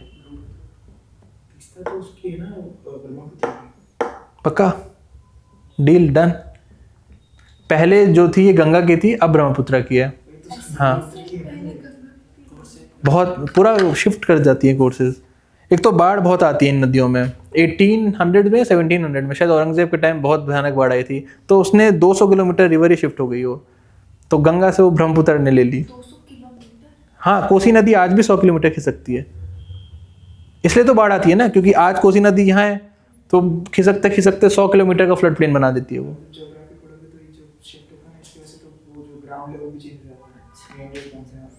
बहुत बहुत बड़ी बड़ी नदियां हैं, उसमें पानी इतना ज़्यादा आता है कि वो फिक मानसून की वजह से ऐसे फ्लड प्लेन्स बना रहे हैं ये लोग, तभी तो बाढ़ आती है इतनी सारी. सो ये 2 नदियों पे है. तीस्ता पे फिर वो है कि वो वेस्ट बंगाल से होती हुई जाती है, तो देन वेस्ट बंगाल वाले जो हैं वो इंटरफेयर कर रहे हैं कि इनके साथ आप रिवर वाटर, क्योंकि हम गुजरात डॉक्ट्रिन के हिसाब से करते हैं, वी हैव गिवन एकदम plentiful amount of water to Bangladesh. तो वेस्ट बंगाल वालों को फिर दिक्कत हो रही है, बिकॉज वेस्ट बंगाल का जो एग्रीकल्चर है उसका एक लार्ज पोर्शन तीस्ता नदी से होता है. तो कल को फिर डैम नहीं बना पाएंगे हम तीस्ता नदी पे अगर हमने इसको रिन्यू किया तो. अब वो रिन्यू करना भी बंद कर रहे हैं. तो तीस्ता नदी पे उसका रिन्यूअल होना था, इनका शायद 5-5 साल में रिन्यूअल होना था, 10 साल से रुका हुआ है. किसको? एग्रीमेंट के अंदर डैम बनेगा ना, हम ज़्यादा पानी देते हैं उनको, तो कल को तो ट्रीटी वायलेट हो जाएगी. ट्रीटी में होता है ना कितना पानी आप ले सकते हो, कितना पानी वो ले सकते हैं. वो तो एकदम सिंपल भाषा में लिख देते हैं कि 40%. ट्रीटी नहीं है अभी, डिसफंक्शनल है ये ट्रीटी. यार तो रिलेशन खराब हो जाते हैं ना ऐसे. एक पॉइंट ऑफ कंटेंशन है वो, अगर आपने डैम बना दिया तो आप फिर दुश्मनी को ले ली फिर सामने वाले से. बहाना का ये तो लेजिट पॉइंट होता है यार कि पानी रोक दिया आपने. हाँ, ये एक फ्रिक्शन पॉइंट है. तीस्ता नदी पे नहीं हो पा रहा है. That's primarily because West Bengal बहुत इसमें वो करता है. वेस्ट बंगाल का एग्रीकल्चर इस पर डिपेंडेंट है, और अगर हम ट्रीटी रिन्यू करेंगे तो वेस्ट बंगाल नहीं करने देगा, बिकॉज हम बहुत बहुत जनरसली पानी देने वाले हैं। पहले भी बहुत जनरसली दिया था, अभी भी जनरसली देंगे। हाँ डैम से तो फायदा ही होगा, बाढ़ नहीं आएगी वहाँ पे, हाँ, और इरिगेशन भी कर सकते हैं, पानी डाइवर्ट भी हो जाता है उससे। उससे दिक्कत नहीं होगी। बांग्लादेश को दिक्कत होगी ना, अरे पानी रुक जाएगा तीस्ता नदी का, डैम बनेगा तो।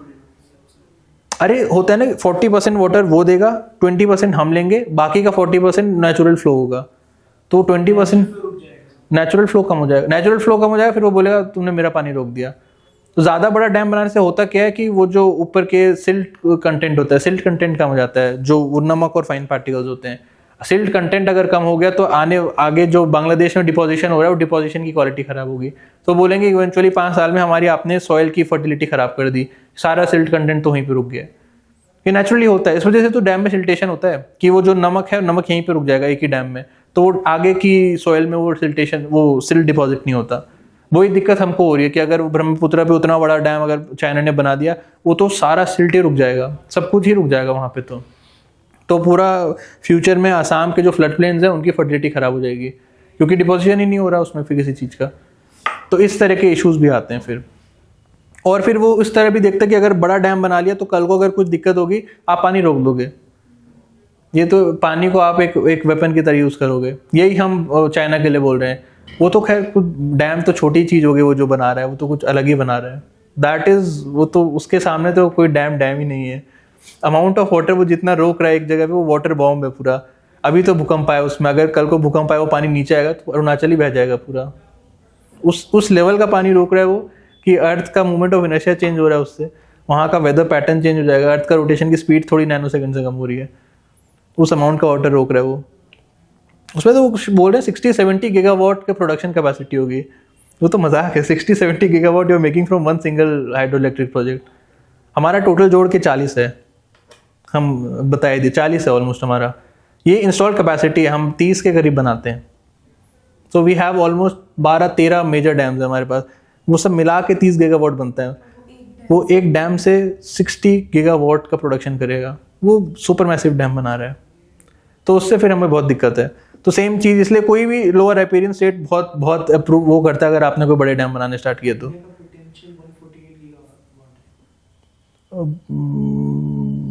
मेरे को नंबर नहीं ध्यान, हो सकता है इतना।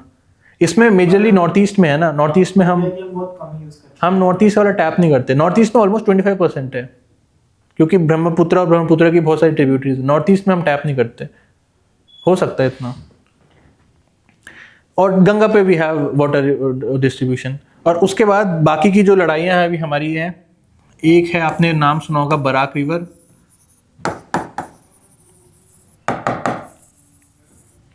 और फेनी रिवर।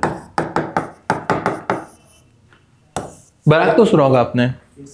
सो बराक रिवर जब बांग्लादेश में जाती है तो सरप्राइजिंगली ये इसके 2 फ्रेगमेंट हो जाते हैं, ये उल्टी बहती है। और दूसरे का नाम है सूरमा, खुशियारा रिवर आप पढ़ोगे तो बराक की एक ट्रिब्यूटरी है। ब्रह्मपुत्र में नहीं, वो बांग्लादेश में जाती है। बराक ब्रह्मपुत्र का पार्ट नहीं है। ये स्टार्ट होती है मणिपुर में, फिर ये नागालैंड टच करती है, फिर नीचे आती है, फिर मिजोरम में इट एंटर्स इनटू बांग्लादेश। फिर बांग्लादेश में 2 ट्रिब्यूटरीज में बट जाती है, खुशियारा एक सूरमा। खुशियारा शायद इंडिया में भी फ्लो करती है। सो इस पे हमारी बहुत डिस्प्यूट थी, खुशियारा पे, बराक पे और फेनी रिवर पे। फेनी बहुत छोटी नदी है, ये त्रिपुरा में है। और एक डिस्प्यूट हमारी तीस्ता पे है। तो बहुत एकदम लैंडमार्क, हमने इतनी ज़बरदस्त नेगोशिएशन की। इंडिया चैंपियन इन नेगोशिएशन, अगर आप लोगों को नहीं पता होगा तो हमारे जो होते हैं, जो भी हमारे एम्बेसडर्स या रिप्रेजेंटेटिव होते हैं, we are champion in negotiations. बोल भाव बहुत बुरी तरह करते हैं इंटरनेशनल प्लेटफॉर्म में। यूएस के साथ ट्रेड डील इसीलिए तो नहीं हो सकती, we are champion in negotiations. हम अपनी इतनी ज़बरदस्त तरीके से भी प्रेजेंट एवरीथिंग। बट वो होता है कि इन साउथ एशिया में आपको लग रहा होगा तो ऐसी कैसी टीटियाँ बना रखी हमने सारी। That is because Gujarat doctrine की वजह से हम करते हैं। अभी टीस्टा एग्रीमेंट भी आएगा तो आप देखिएगा सारा पानी दे देंगे हम, everything will be giving to Bangladesh, because हमको अपने साउथ एशिया में तो we have to have very good relations. तो उसके लिए तो we will always support Gujarat doctrine. तभी देंगे। गवर्नमेंट से नहीं दे रही। यार एंटी इंडिया तो क्या, रिश्ते तो बनाने ही हैं हमें बांग्लादेश के साथ। बांग्लादेश के साथ हम थोड़ी कोई हॉस्टाइल रिलेशन को बना सकते। Bangladesh is very important for अस, हमने देखा था पूरा। हाँ, तो हमने सरप्राइजिंगली खुशियारा और फेनी रिवर पे हमने एक बहुत ही प्रो इंडिया एग्रीमेंट साइन कर लिया था। ये 2019-2022 में हो गए थे, दोनों फंक्शनल हो गए थे। हम खुशियारा का पानी और फेनी रिवर दोनों का पानी रोकने लग गए थे। That was a very great success between India and Bangladesh. हाँ, डैम बना दिया था। और ये बहुत ऐसी नदियाँ कि इसमें से पोर्टेबल वाटर होता है, सीधा पी सकते हैं। सो दे वाटर रिक्वायरमेंट भी पूरी करता है। त्रिपुरा में छोटा सा एक सबरूम करके है, वो बहुत फेमस हुआ था वो जगह। सबरूम में पूरा हमने टैप वाटर कनेक्टिविटी दे दी थी। पहाड़ों में टैप वाटर कनेक्टिविटी दे रहे हैं। अब उनसे पूछेगा पहाड़ों में पानी बड़ा दिक्कत होती है। फिर हमने इन दोनों का बना लिया था। एंड उसके बाद बाकी की सारी 53 रिवर्स में we have sharing agreement except Teesta. अब ये सारा रुक गया है। क्या चीज? इन दोनों में ट्रीटी है। इन दोनों में we have water sharing treaty. Teesta का वो 5 सालों में रिन्यू करना होता है। हाँ, उसका भी रिन्यू करना होता है। ट्रीटी तो सारी रिन्यू होती हैं। हाँ, टीस्टा का नहीं हुआ। और इनमें कोई ट्रीटी नहीं है, बट हमने एक एग्रीमेंट के through we have diverted water to Indian territory, क्योंकि वेस्ट बंगाल का इंटरेस्ट है, उसको पानी चाहिए। इसमें तो कहानी भी है। We were very close in having this water sharing agreement with ये शायद 12 या 15 साल से रुका हुआ है। तो 2011 में 2010 में जब मनमोहन सिंह की this UPA government was there, then we were on the verge of having our agreement with on the Teesta river. फिर हुआ क्या कि तब अलायंस थी, और वेस्ट बंगाल वाले जो हैं, ये इसकी जो पार्टी है ममता बनर्जी, ये नहीं भी थी तो टीएमसी तो तब से ही है। टीएमसी बहुत पहले से है। तो टीएमसी की गवर्नमेंट वाज देयर इन वो थिंग, और उसने सपोर्ट दे रखा था यूपीए को। तो मनमोहन सिंह वेंट टू बांग्लादेश, वहां पे गए कि हम टीटी साइन करेंगे, और उस दिन उन्होंने फिर टीटी साइन नहीं करी कि अलायंस वो कंप्लायंस होता है। मैं वापस जाऊंगा, प्रधानमंत्री नहीं रहूंगा फिर। तो उतने उस वर्ष पे थे, साइन करने वाले थे, हमने साइन नहीं किया। ये वाला फ्रिक्शन है बस तीस्ता का, कि तीस्ता का पानी शेयरिंग का हमारे पास एग्रीमेंट नहीं है। लेकिन हमारे पास कॉन्स्टिट्यूशनल प्रोविजंस है। कौन सा कॉन्स्टिट्यूशनल प्रोविजन है कि we can sign an international agreement, अगर वो जो जैसे रिवर वाटर शेयरिंग तो कॉन्करेंट लिस्ट में आता है, अगर कोई कॉन्करेंट या स्टेट लिस्ट में भी आता है, still union government can make agreements, can sign agreement for international, for larger international goal, international ये दिस थिंग।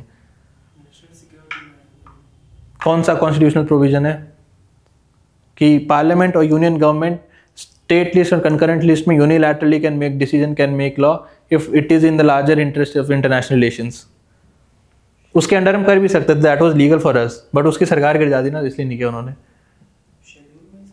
नहीं, कॉन्स्टिट्यूशन में प्रोविजन है, आर्टिकल है। हाँ, स्टेट लिस्ट के अंदर यूनियन लॉ भी बना सकता है अगर इंटरनेशनल रिलेशन रिस्पेक्ट करनी है तो। अरे नहीं यार, 2 में ये सब कहाँ लिखा है? ये भी होमवर्क आप ढूंढ के लाइएगा यार। आप लोग करते तो हो नहीं आप लोग। ग्रुप पे डालते हैं क्वेश्चंस। अरे कहीं लिख लो, आप लेके आना ना। Which article? अभी तो ग्रुप पे डालते हैं। और एक मैंने वो पूछा था, कौन सा कॉन्स्टिट्यूशनल प्रोविजन है रिवर वाटर शेयरिंग के लिए? हाँ, कॉन्स्टिट्यूशन में लिखा है। वो काफ़ी वो विजनरी थे हमारे कॉन्स्टिट्यूशन में, उन्हें पहले से पता था कि रिवर वाटर पे लड़ाई होगी, एक फेडरल इशू बनने वाला है, तो कॉन्स्टिट्यूशन में सब लिखा हुआ है। इस बस ये 30 फ्रिक्शन पॉइंट है, इसके अलावा water sharing agreement is excellent. 54 नदियाँ हैं, कहीं लड़ाई नहीं है, बस 30 नदी पे लड़ाई है। और ये दोनों एक रिसेंट सक्सेस था हमारा, फेनी रिवर और खुशियारा रिवर पे। अब ये सस्पेंड हो चुका है, और शायद ये सब बंद भी होने वाला है अब तो। डैम ने पानी रोकना, उस पर अब ऑब्जेक्शन आ रहा है उनको। फेनी रिवर पे तो हमने ब्रिज भी बना दिया था, इंडिया बांग्लादेश फ्रेंडशिप ब्रिज बोलते हैं उसको। बिल्कुल एकदम सबरूम एकदम बॉर्डर पे है। Sabroom is in Tripura. बिल्कुल 246 नहीं यार, गूगल से भी गलत पढ़ा। लिखा है कि पार्लियामेंट को पावर देता है किसी भी स्टेट लिस्ट के मैटर में बनाने। 246 क्या होता है? 246 तो पता होगा यार। इसमें लिखा है, मैं फिर ना बोल रहा हूँ। अरे तो तुम लोग बताओ 246 आर्टिकल कौन सा है? अरे यार 1, 2, 3 ordinance में फाइनेंस पे हाँ नहीं यार, तो गड़बड़ है यार, रिवाइज करो। 246 तो बेसिक है यार, तुमने एआई से पढ़ा यार, 246 भी गलत पढ़ा। वो एआई गलत से नहीं। अरे छोड़ो छोड़ो, इस पे आते हैं। Right, so we were writing water sharing cooperation. अरे 246 7 शेड्यूल बनाता है। 246 से आप वो बना सकते हैं, लॉ वो बनाते हैं, वो है 246। हाँ 7 शेड्यूल में 3 वो लिस्ट है ना, वो सब 246 में है, उसमें ये सब नहीं लिखा कुछ भी। How it divides the powers between union and the center, the union and the state by classifying their powers into 3 lists. अरे एआई से थोड़ा बच के रहा करो, वो कंपाइल करने में उसमें एरर आती है अभी। Right down water sharing. India Bangladesh have 54 major transnational reverse.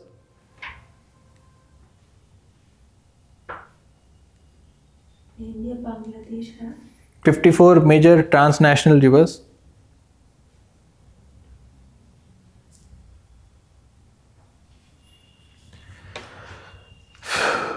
And we have a bilateral joint river commission, JRC.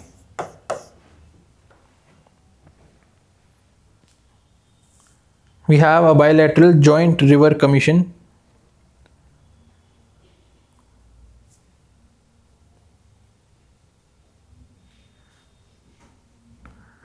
Bilateral joint river commission for water sharing understanding. For water sharing understanding. Flood control measures.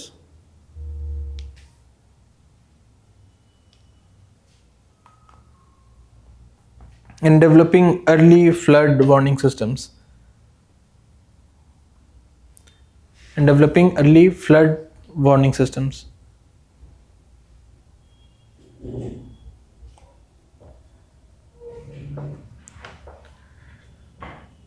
India have river water sharing agreement. river water. Sharing agreement on Ganga and Teesta rivers.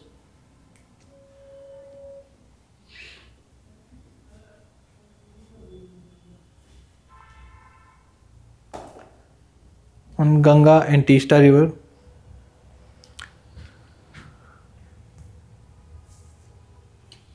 Then इसी water sharing में recently India and Bangladesh have agreed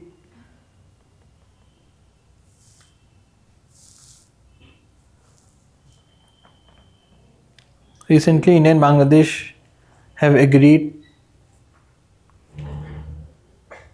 for sharing of water of Khushiara and Feni River. Sharing of water of Khushiara and Feni River.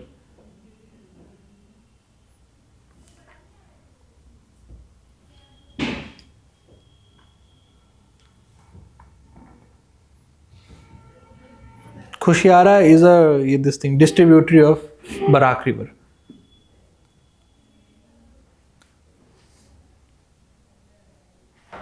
Right, then the next is border cooperation. Next area of cooperation.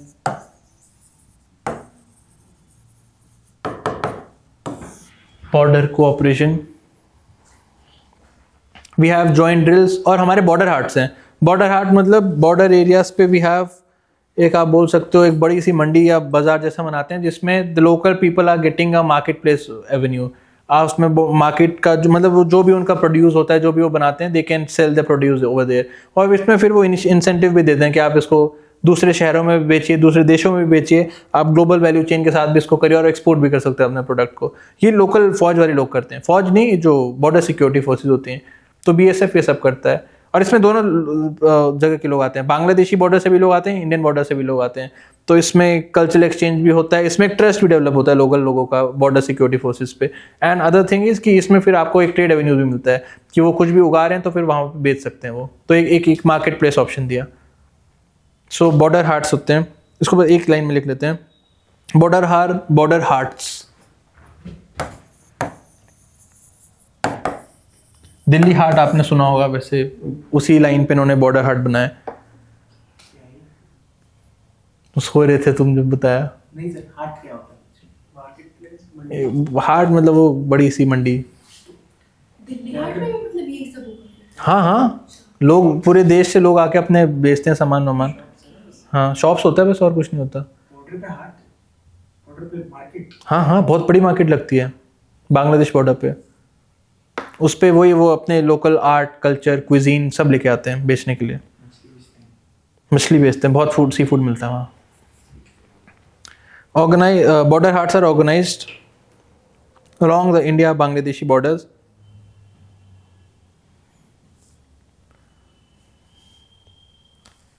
Along India Bangladesh border.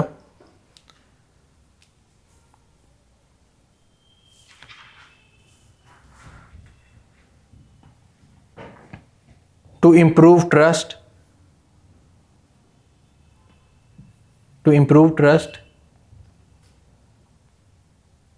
cultural exchange, and economic activity of the local areas.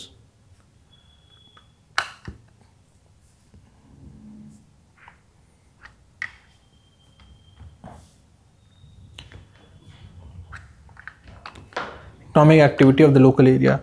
Next is energy cooperation.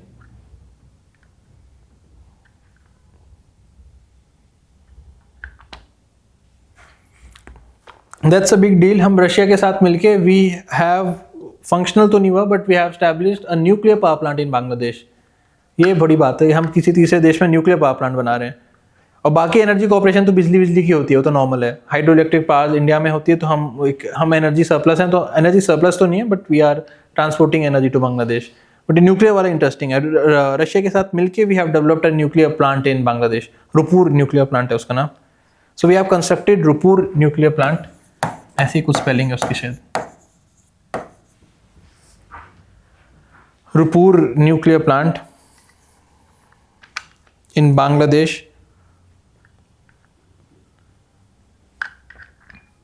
by joint cooperation of India and Russia.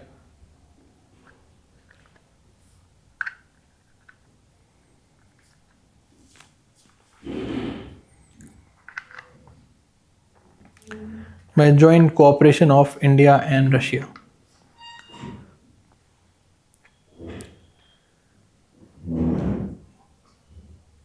Then next is cooperation on Rohingya issues.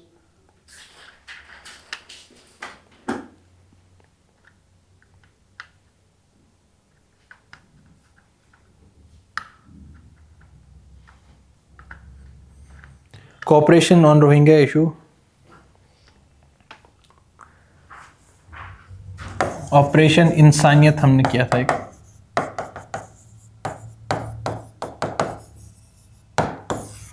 लिखने के लिए लिख रहे हैं, बाकी तो Rohingya is a point of friction between India and Bangladesh. Cooperation तो क्या ही करेंगे उसमें हम। एक उसमें बहुत बड़े वहाँ पे बांग्लादेश में they have the centres in which Rohingya refugees are living, तो उसमें इंडियन आर्मी ने प्रोवाइड किया था खाना पीना, फूड, बेसिक कम्युनिटीज़, मेडिसिन, सब कुछ। 3 या 4 बार हम ऐसा कर चुके हैं अंडर दिस ऑपरेशन इंसानियत। ऊपर हेलीकॉप्टर से हम सारा कुछ ये ड्रॉप करते थे, खाना, मेडिसिन पैकेट से हो। बाकी तो रोहिंग्या लड़ाई का पॉइंट मुद्दा है, इसमें कोई रिश्ते अच्छे नहीं हो रहे हमारे।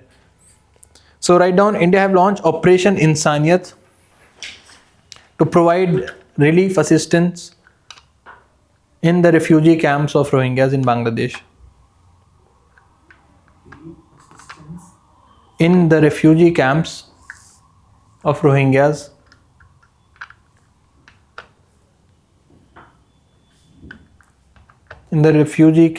Rohingyas in Bangladesh.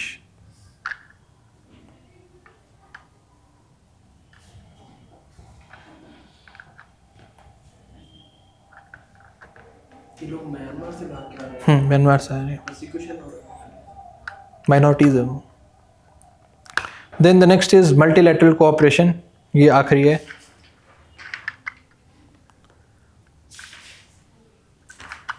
Multilateral cooperation,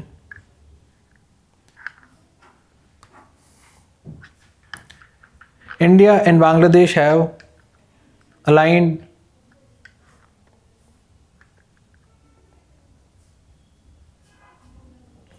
India and Bangladesh have aligned interest in multilateral forums. Interest in multilateral forums.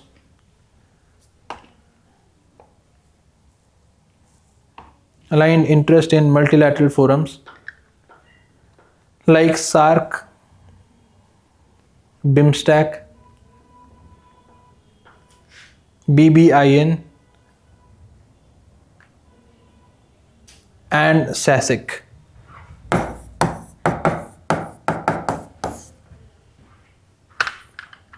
BBIN and SASIC. नाम यहाँ लिखने की ज़रूरत नहीं, नाम इज़ रिलेवेंट नाउ. नाम का इम्पोर्टेंस ख़त्म हो चुकी है. राइट, सो ये था फील्ड ऑफ कोऑपरेशन. इसी से आपको पता चला होगा वी हैव वेरियस फील्ड, मतलब जो भी फील्ड पॉसिबल हो सकता है सब में we have cooperation with, we had cooperation with Bangladesh. अब तो सब रुका हुआ है. अब पुराने ज़माने में कुछ इश्यूज हुआ करते थे, अब तो सबसे बड़ा इशू है कि हमारे पास एक हॉस्टाइल गवर्नमेंट है टू इंगेज नाउ. सो पहले जो सबसे बड़े इश्यूज थे, तो आप ही बता दीजिए क्या दिक्कत थी बांग्लादेश के साथ हमारी. पहले जब सरकार थी उसकी अवामी लीग की, क्या क्या समस्याएं थी बांग्लादेश के साथ हमारी. नहीं, पानी उतना पड़ा नहीं था. इंसर्जेंसी तो हमारी घरेलू समस्या है, उसमें तो बांग्लादेश के कोऑपरेशन. हाँ, इलीगल इमिग्रेशन सबसे बड़ी समस्या. आपने वेस्ट बंगाल का चुनाव सुना होगा ना, उसमें एक मुद्दा ही ये बड़ा था कि बांग्लादेशी हम बॉर्डर बंद कर गए कि बांग्लादेशी लोग ना आए यहाँ पे. सबसे बड़ा दिक्कत ये हो रहा है कि बांग्लादेश से लोग यहाँ आते हैं. अब तो खैर वहाँ पे इंस्टेबिलिटी हो गई तो और ज़्यादा लोग यहाँ पर आएंगे. वहाँ पे आर्मी आ गई, ये आ रहे हैं, तो अब इंस्टेबिलिटी इवन बढ़ती जा रही है. सो सबसे बड़ी समस्या यहाँ कि बहुत सारे लोग जो हैं बांग्लादेश से इंडिया आते हैं. That's a very big concern for us. And second, Bangladesh से आते तो आते थे, म्यांमार से बांग्लादेश आ रहे हैं, वो भी इनको यहाँ भेज रहे हैं. सो रोहिंग्या भी जो है वो बांग्लादेश से इंडिया में आ रहे हैं. रोहिंग्या म्यांमार बॉर्डर से नहीं आ रहे, सब बांग्लादेश बॉर्डर से आ रहे हैं. म्यांमार बॉर्डर है ही इतनी डेंस, उसमें आना बड़ा मुश्किल है, जंगल बड़े घने वहाँ पे.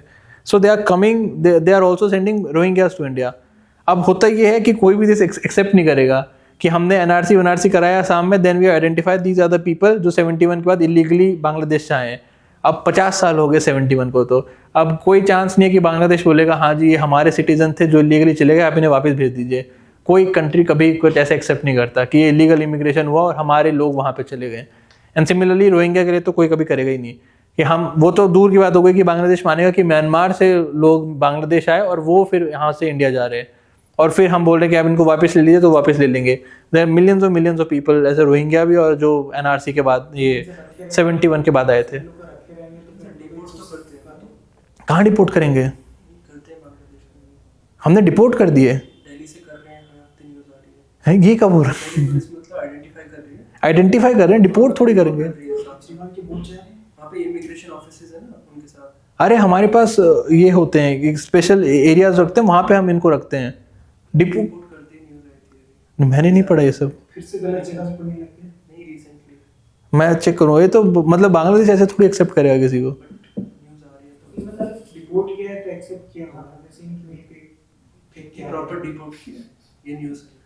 मैं चेक करूँगा, वो भी दिल्ली से.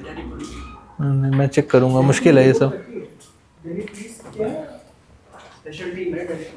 अरे वो पासपोर्ट एक्ट के अंदर उनके पास पास होती है. तो फिर अब हुआ क्या, सबसे बड़ा इशू तो इमिग्रेशन का है. सबसे बड़ा इशू भी है Bangladesh with this thing. And second सबसे बड़ा इशू है वहाँ पे ये fundamentalist groups are extremely strong. Fundamentalist group का एक काम होता है रेडिकलाइज करना सबको. जवान लोग पकड़ो, उनको रेडिकलाइज करो बैठ के. तो बॉर्डर पे they are doing radicalisation like anything. Specifically West Bengal border पे, असम और वहाँ बॉर्डर पे तो कर नहीं सकते, वहाँ पे ट्राइबल कम्युनिटीज़ हैं. बंगाली बोलते नहीं, कहाँ से रेडिकलाइज करोगे? वेस्ट बंगाल बॉर्डर में बंगाली बोलने वाले, हाँ वो तो और लड़ेंगे.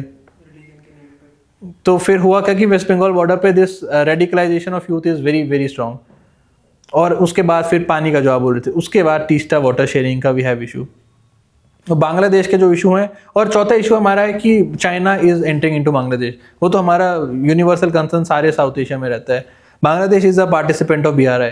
हमको तभी से दिक्कत हो गई, आपने BRI कैसे साइन किया, और उसके बाद से आपके यहाँ इन्वेस्टमेंट हो रहा है, ये हो रहा है, वो हो रहा है. Bangladesh, that is a very big concern for us.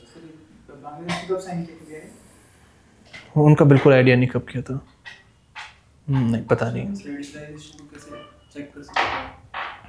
Radicalisation को सबसे पहले तो वही लोकल लेवल पे हमको जो है इंश्योर करना पड़ेगा कि ये जो सोशल मीडिया प्लेटफॉर्म्स और ये सब है इस पर प्रॉपर रेगुलेशन हो, और फिर लोकल लोगों का, यूथ का स्किल डेवलपमेंट और उनकी एम्प्लॉयमेंट। आदमी जब घर में खाली बैठा है वही बम मारने जाएगा। कश्मीर में काफी हद तक हाँ, उसमें सबसे बड़े होते हैं स्किल डेवलपमेंट करके नौकरी करो, 9 घंटे नौकरी करेगा, फिर उसके बाद खाने का पैसा है तो ये सब नहीं करेगा। कोई वल्नरेबल होता है, किसी के पास कुछ नहीं है, तो वो इन चीज़ों में बहकना उसके लिए बहुत ईजी होता है। अब वो एक्सेप्शन है कि ओसामा बिन लादेन ने जो किया था, ओसामा बिन लादेन ने कनाडा से उठा के ला रहा है, वो यूके से उठा के ला रहा है। They have taking very young man from Scandinavian people, वो प्रॉपर नौकरी करते हैं, they are earning 1.5 lakh 2 lakh dollar कमा रहे हैं वो महीने का, साल का। उनको रेडिकलाइज करके सोशल मीडिया से उठा के सीरिया ले जा रहा है, उनको कहीं लेके जा रहा है, वो तो खैर एक्सेप्शनल चीज़ है। बट जनरली जो बहुत वल्नरेबल लोग होते हैं, जो बेरोजगार होते हैं, इनका कुछ नहीं होता, उनको रेडिकलाइज करना ईजी है। तो skill development we have to ensure, youth unemployment we have to ensure, और बाकी सोशल मीडिया हो तो सारा सोशल मीडिया से रहा है। We have to regulate this complete social media. और फिर बांग्लादेश का सबसे बड़ा इशू था, अब तो नहीं, हाँ, सोशल मीडिया के लिए लॉज हैं, हर चीज़ के लॉज हैं, एक कानून, हाँ, बहुत स्ट्रिंजेंट है कानून, तो है ही स्ट्रिंजेंट, इन्फोर्समेंट नहीं है। एंड उससे द सेकेंड बांग्लादेश के लिए सबसे बड़ा इशू है ट्रेड वाला इशू है, कि आपका जो ट्रेड होता है आप में we have huge amount of deficits, तो वो उनका सबसे बड़ा इशू है कि हम आपको 800 900 मिलियन 1 बिलियन 2 बिलियन डॉलर का हम भेज रहे हैं, आप यहाँ पे 18 बिलियन डॉलर का भेज रहे हो। अभी क्लास चल रही है दूसरी, नहीं उनकी डिपेंडेंसी नहीं है, फूड आइटम्स में नहीं डिपेंडेंसी नहीं है उनकी। क्योंकि कौन से फूड आइटम्स में राइस भेजते हैं वो, यार, वो बहुत ज़्यादा राइस प्रोडक्शन होता है वहाँ पे, इनफ नहीं होता उनकी, मतलब तो उसको डिपेंडेंस नहीं बोलते यार। अगर हम उसको जैसे बासमती है वो वाला राइस बोल रहे हो आप, जैसे जो भी हमारे क्रॉप्स प्रोड्यूस होते हैं। फूड डिपेंडेंसी तो नहीं है, I am very sure. Food dependence, अरे उनके पास भी शुगर मिल्स हैं, पार्टीशन में आधे शुगर मिल वहाँ भी गए हैं। नहीं जी, इनका इकोनॉमिक क्राइसिस ये 2023 से शुरू हुआ है। इनका economic crisis is happening because इनका फॉरेक्स खत्म हो गया था। फॉरेक्स इसलिए खत्म हुआ, इन्होंने सारा कर्जा जो है वही चाइना से कर्जा लिया, और डेट पेमेंट में इनका सारा डॉलर खत्म हो गया।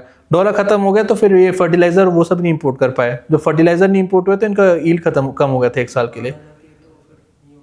हाँ वही, एक तो ये क्लाइमेट का वाला था, एंड सेकेंड इज इनके पास फर्टिलाइजर्स नहीं थे, तो उस वजह से इनकी 1 या 2 साल क्रॉप प्रोडक्शन खराब हुआ था। इनका पूरा फॉरेक्स खराब हो गया 2-3 सालों में, बिकॉज चाइना को इतना ज़्यादा डेट दिया और उसकी डेट सर्विसिंग में इनका सारा डॉलर जा रहा है। तो वो भी एक रीज़न था कि इसकी सरकार, शेख हसीना की सरकार वो देर। फूड डिपेंडेंसी नहीं है इंडिया पे। बांग्लादेश इज बहुत बढ़िया है जितना आप सोच रहे हो उनसे। 18-19 करोड़ होगी उनकी भी, इतनी तो उनकी भी होगी। तो देना पड़ जाता है, एरिया पे कम है ना उनके पास, कम तो नहीं है, पॉपुलेशन डेंसिटी ज़्यादा है।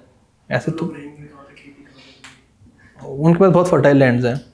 तो ये इंडिया और बांग्लादेश के बाद पुराने इश्यूज हुआ करते थे। अब सबसे बड़ा इशू तो यही है कि वहाँ पे कोई है नहीं, एक interim government is there and this interim government is very very hostile to India. तो अब और हमारे इसमें सबसे बड़ा वो वही होता है कि we have to have relation with every political elite over there. हमको थोड़ी पता है कल को किसकी सरकार बनेगी, so we have to have relation with everyone. Sheikh Hasina यहाँ बैठी है तो that is also point of friction कि हमने एक रिफ्यूज दे रखा है उनके किसी एक्यूज को कि उसने पॉलिटिकल क्राइम्स करें। हम बोल रहे हैं लंदन चली जाए, हम तो बोल ही रहे हैं यहाँ सेफ है ना। लंदन में भरोसा नहीं, कौन टपका दे। वो इमिग्रेंट नहीं है यार, वो प्रायर हेड ऑफ स्टेट है।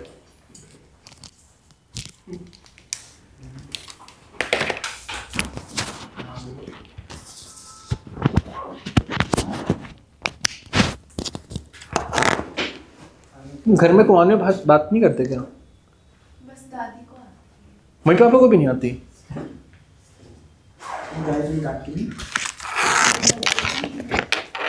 तो समझ आती होगी ना, बोल की बातें हो गए।